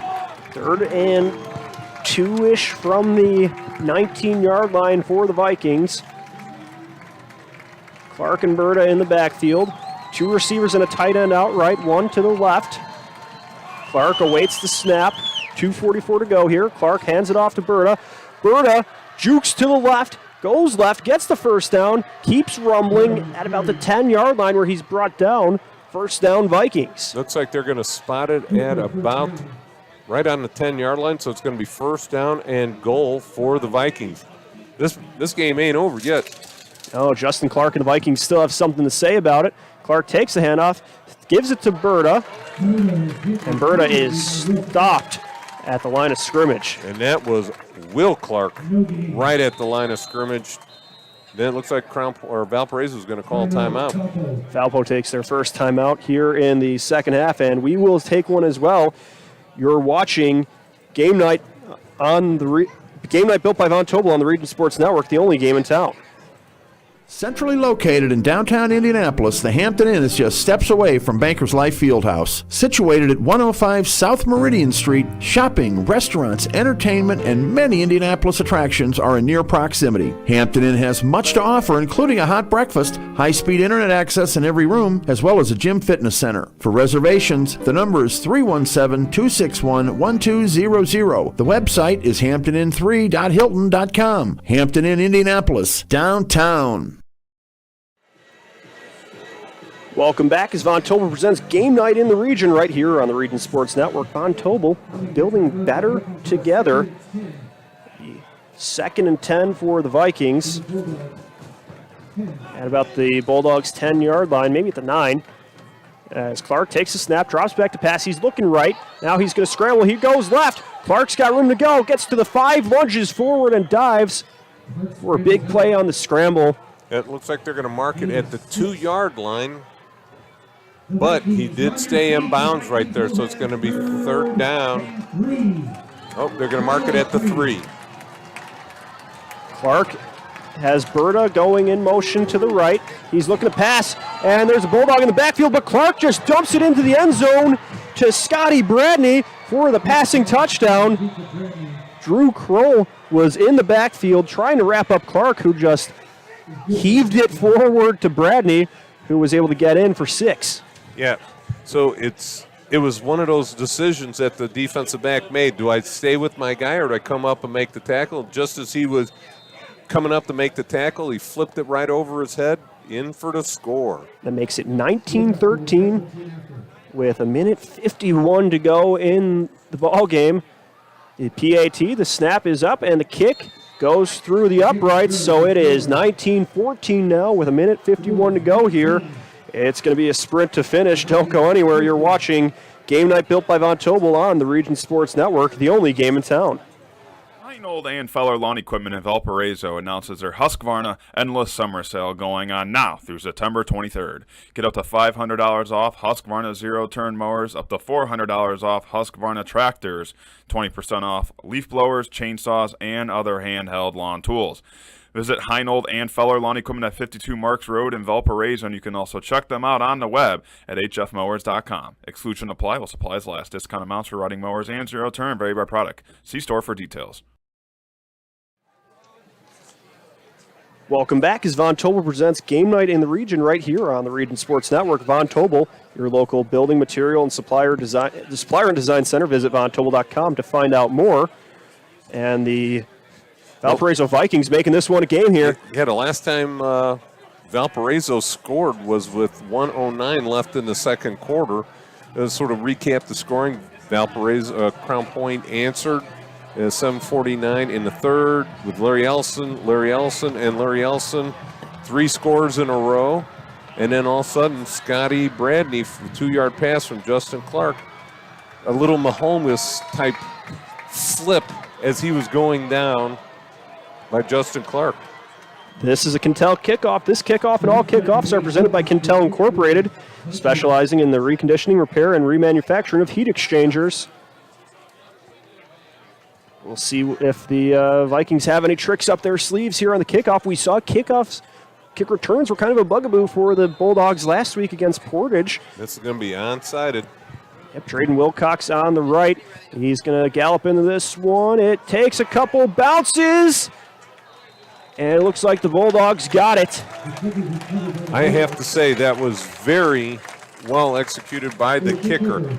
It bounced 2 times. On the third bounce, at the right before it got to the 50, it took about a 10-foot high bounce. Valparaiso had a chance to get that ball, but a couple of the wide receivers came sprinting up, and before the ball hit the ground and chaos ensued, they were able to catch the ball in mid-flight, but very well executed by the kicker right there. So with a minute 48 to go here, the Bulldogs have the ball. And remember to stay with Region Sports after the game as we send it back to the Centier Bank studio. RSN will recap all of tonight's action from around the region, all from the Centier Bank studio. And the Bulldogs take over. Reminder that the Vikings have 2 timeouts to play with here with a minute 48 to go here. As Crown Point will take the snap at their own 48. Ehrlich's going to rumble forward. He has some room to go as his blockers laid out a good path for him. And he gets near the first down. Looks like he got it. Yeah, wow, what a great run by Ehrlich right there. He got one of his linemen in front of him, put his hand on his back and said, buddy, don't stop. And that's a first down brought to you by Four Seasons Mechanical in Maryville. Visit them on the web at fourseasonsmechanical.com. So now the Vikings will take one of those timeouts to try to stop the clock with a minute 39 to go here. It's starting to get to desperation time as they need to stop badly. You know, and after the game, we got our 3 awards to give away. We've got the Cryle Lantern Man Superhero of the Game. That's Cryle Lantern Man. Have offices open from 9 to 7, Monday through Friday, and Saturday till 2 at Highland, Maryville, and Michigan City. And then at the also to go with the trio is the Boilermakers Blue Collar Player of the Game, brought to you by the Proud Union 374, Boilermakers Proud Union 374. And then lastly, stay tuned after the game. We will bring you our Proud Union Home Play of the Game presented by IKORCC. So the Bulldogs come back onto the field here, and the Vikings need to stop. It's on the Valparaiso 41. Ehrlich takes a snap. He's going to follow his blockers, but he is brought down by the Vikings. And another timeout. That was Dylan McGuire, number 97, in the backfield to make the stop. So they will get no gain on that one. So with a minute 32, Valparaiso uses their last timeout. stopping the clock here on 2nd and 10. So they need a stop, and essentially a first down could end this game. Yes, it could. For the Bulldogs, or for the Vikings, but the Bulldogs ahead here 19-14. Yeah, and a couple missed extra points by the Bulldogs sort of left the back door open for Valparaiso to, if they, something happens, fumble, something like that, scoop and score, something silly happens. I know Crown Point's a very well disciplined team, very well coached, so you wouldn't expect anything like that to happen. Ehrlich and the rest of the Bulldog offense heads back onto the field. They'll have Ellison with them. Ellison having a monster game so far. They'll have Gibbs on the field at tight end, as well as Jacob Soley. Two receivers out to the left. They put Gibbs in motion, and the snap comes to Ehrlich. He hands it off to Ellison. Ellison turns the corner on the left side and is stopped by the Vikings. Looked like Tanner Young was the first man in for the tackle there. So a short gain for Ellison. So with about, about 50 seconds left when they snap the ball on the very next play, or is when they'll have to snap the ball, I should say. It'll be interesting to see what happens. That's going to be 4th down. You certainly don't want to give Valparaiso the ball right there. I think if anything, you get the ball punted into the end zone. Make sure no return, nothing crazy can happen. Ehrlich awaits the snap. He takes it. He's going to keep it himself. Tries to get around on the right side, but he is swarmed by a host of Vikings, and they bring him down. That play was going nowhere fast. Yeah, so I would say, that is it. The play clock has 32 seconds. The game clock has 28. That is the game. Yeah, Ehrlich did such a good job of dancing around in the backfield that he was able to bleed off some time. Yes, great job. They don't have to snap the ball. Wow, what a great game tonight. And we've got those 3 awards to give out afterwards, but, man, what a game.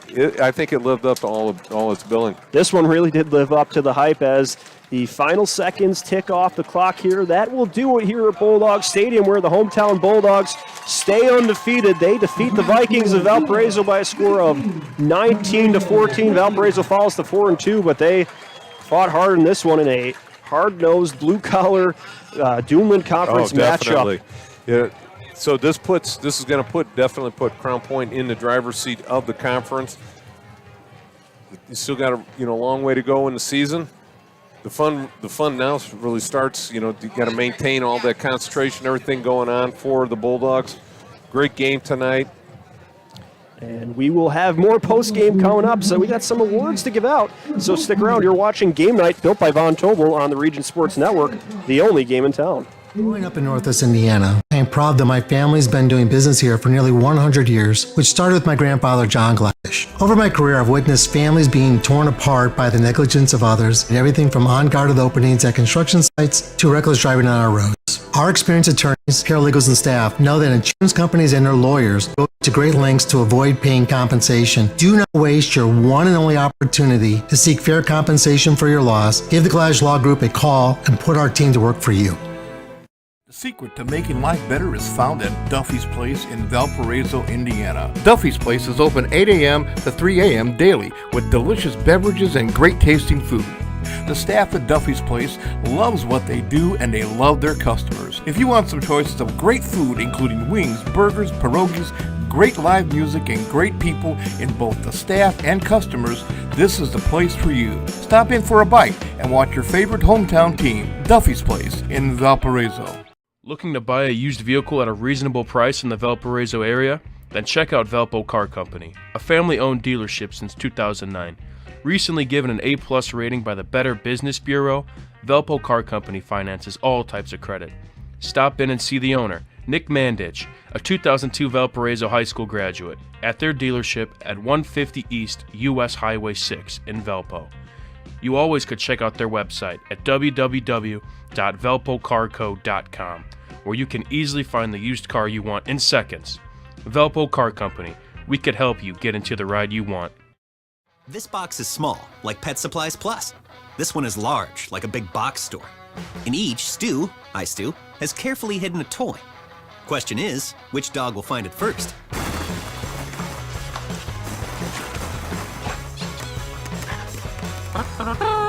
Ta-da! Moose, no! You were so close.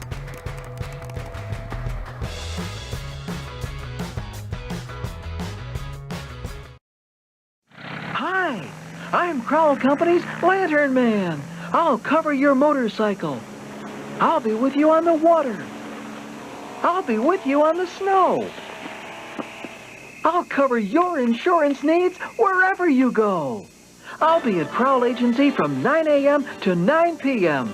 As Crowell Company's Lantern Man, I'm your insurance superhero. Crowell Companies, the insurance professionals in Highland, Maryville, and Michigan City. Thinking about what to do after high school? Consider a career with Boilermakers Local 374. As a Boilermaker apprentice, you'll earn while you learn. We offer excellent wages and benefits, and as part of our no-cost hands-on apprenticeship program, you'll learn from the best in state-of-the-art training centers and on the job. Become a union Boilermaker and get on your way to a great career. Find out more, visit www.local374.org or call 219-845-1000. How far would you go to relive another Friday night under the lights? Well, lucky for you, you don't need to go that far at all. At Region Sports Network, we have a collection of over thousands of games, ranging from last week to the 1960s. Now, you can relive the thrilling victories, the heartbreaking defeats, and all the things that make Friday Night Lights so great. Talk to us here at RSN and help us remember the region. Please visit Remember the Region with the link on the screen or through our link tree found on our social media platforms. Hashtag Remember the Region. Have you checked out Centier Bank's student checking account? This no-fee checking account is perfect for students and teens ages 14 to 24 and comes with all the features you need to succeed, such as a debit card, digital banking, and automatic deposit. Centier Bank can help you start establishing good spending habits today for your better tomorrow. For more information, visit centier.com/student-checking or visit your local branch. If you are under the age of 18, your parent or guardian must also sign on the Centier student checking account. At the age of 25, your account will automatically convert to the Centier checking account. You must deposit $25 to open this account. This account is not eligible for overdraft advantage. Member FDIC.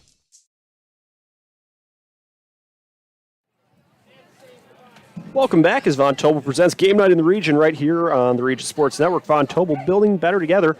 Leo Stodder and Jay Simmons wrapping things up here in Crown Point, where the Bulldogs were victorious and continue their undefeated season, beating Valparaiso by a score of 19-14. It's time to give out some of the post-game hardware.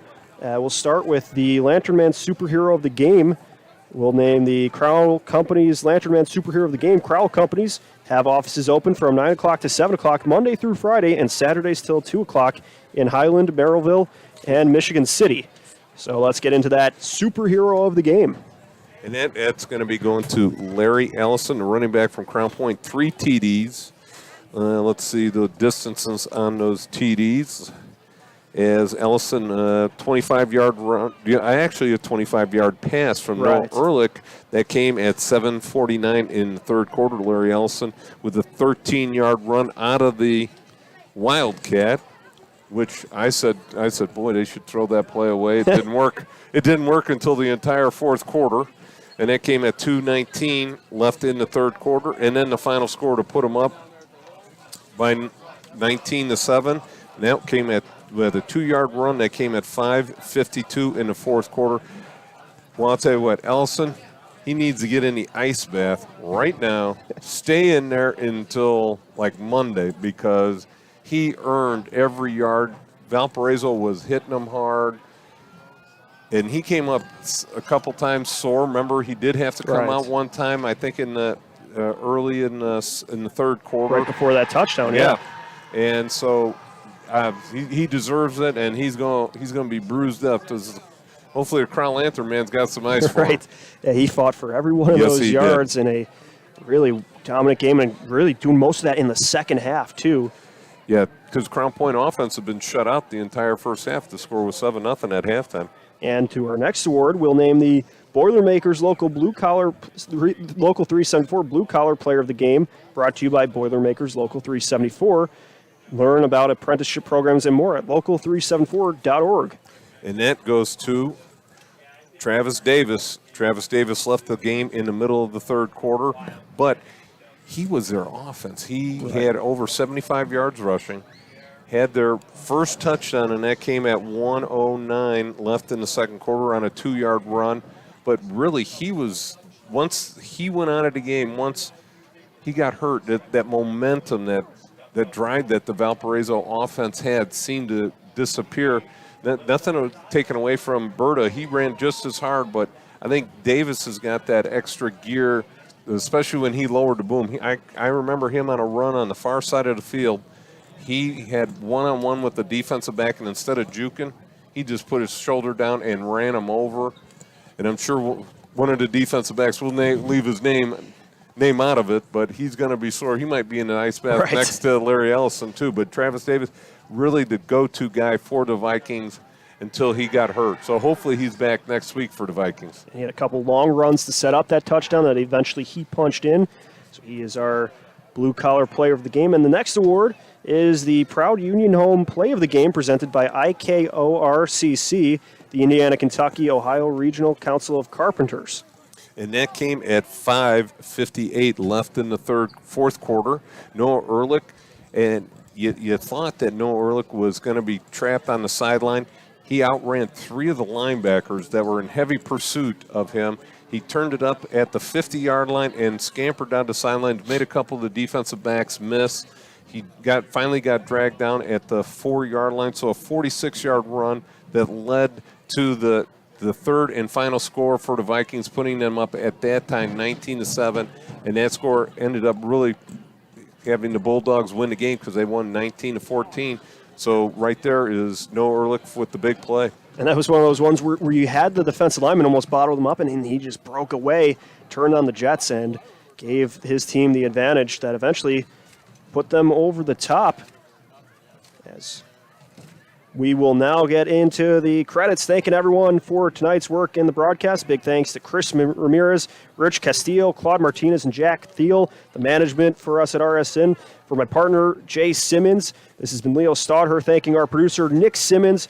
And a big thanks to the coaches from each side, Bill Marshall, Craig Bazia, the athletic directors, Stacy Adams and Bill DeRola, and for the viewers on YouTube, Facebook, at the Region Sports website, on IHSAATV.com.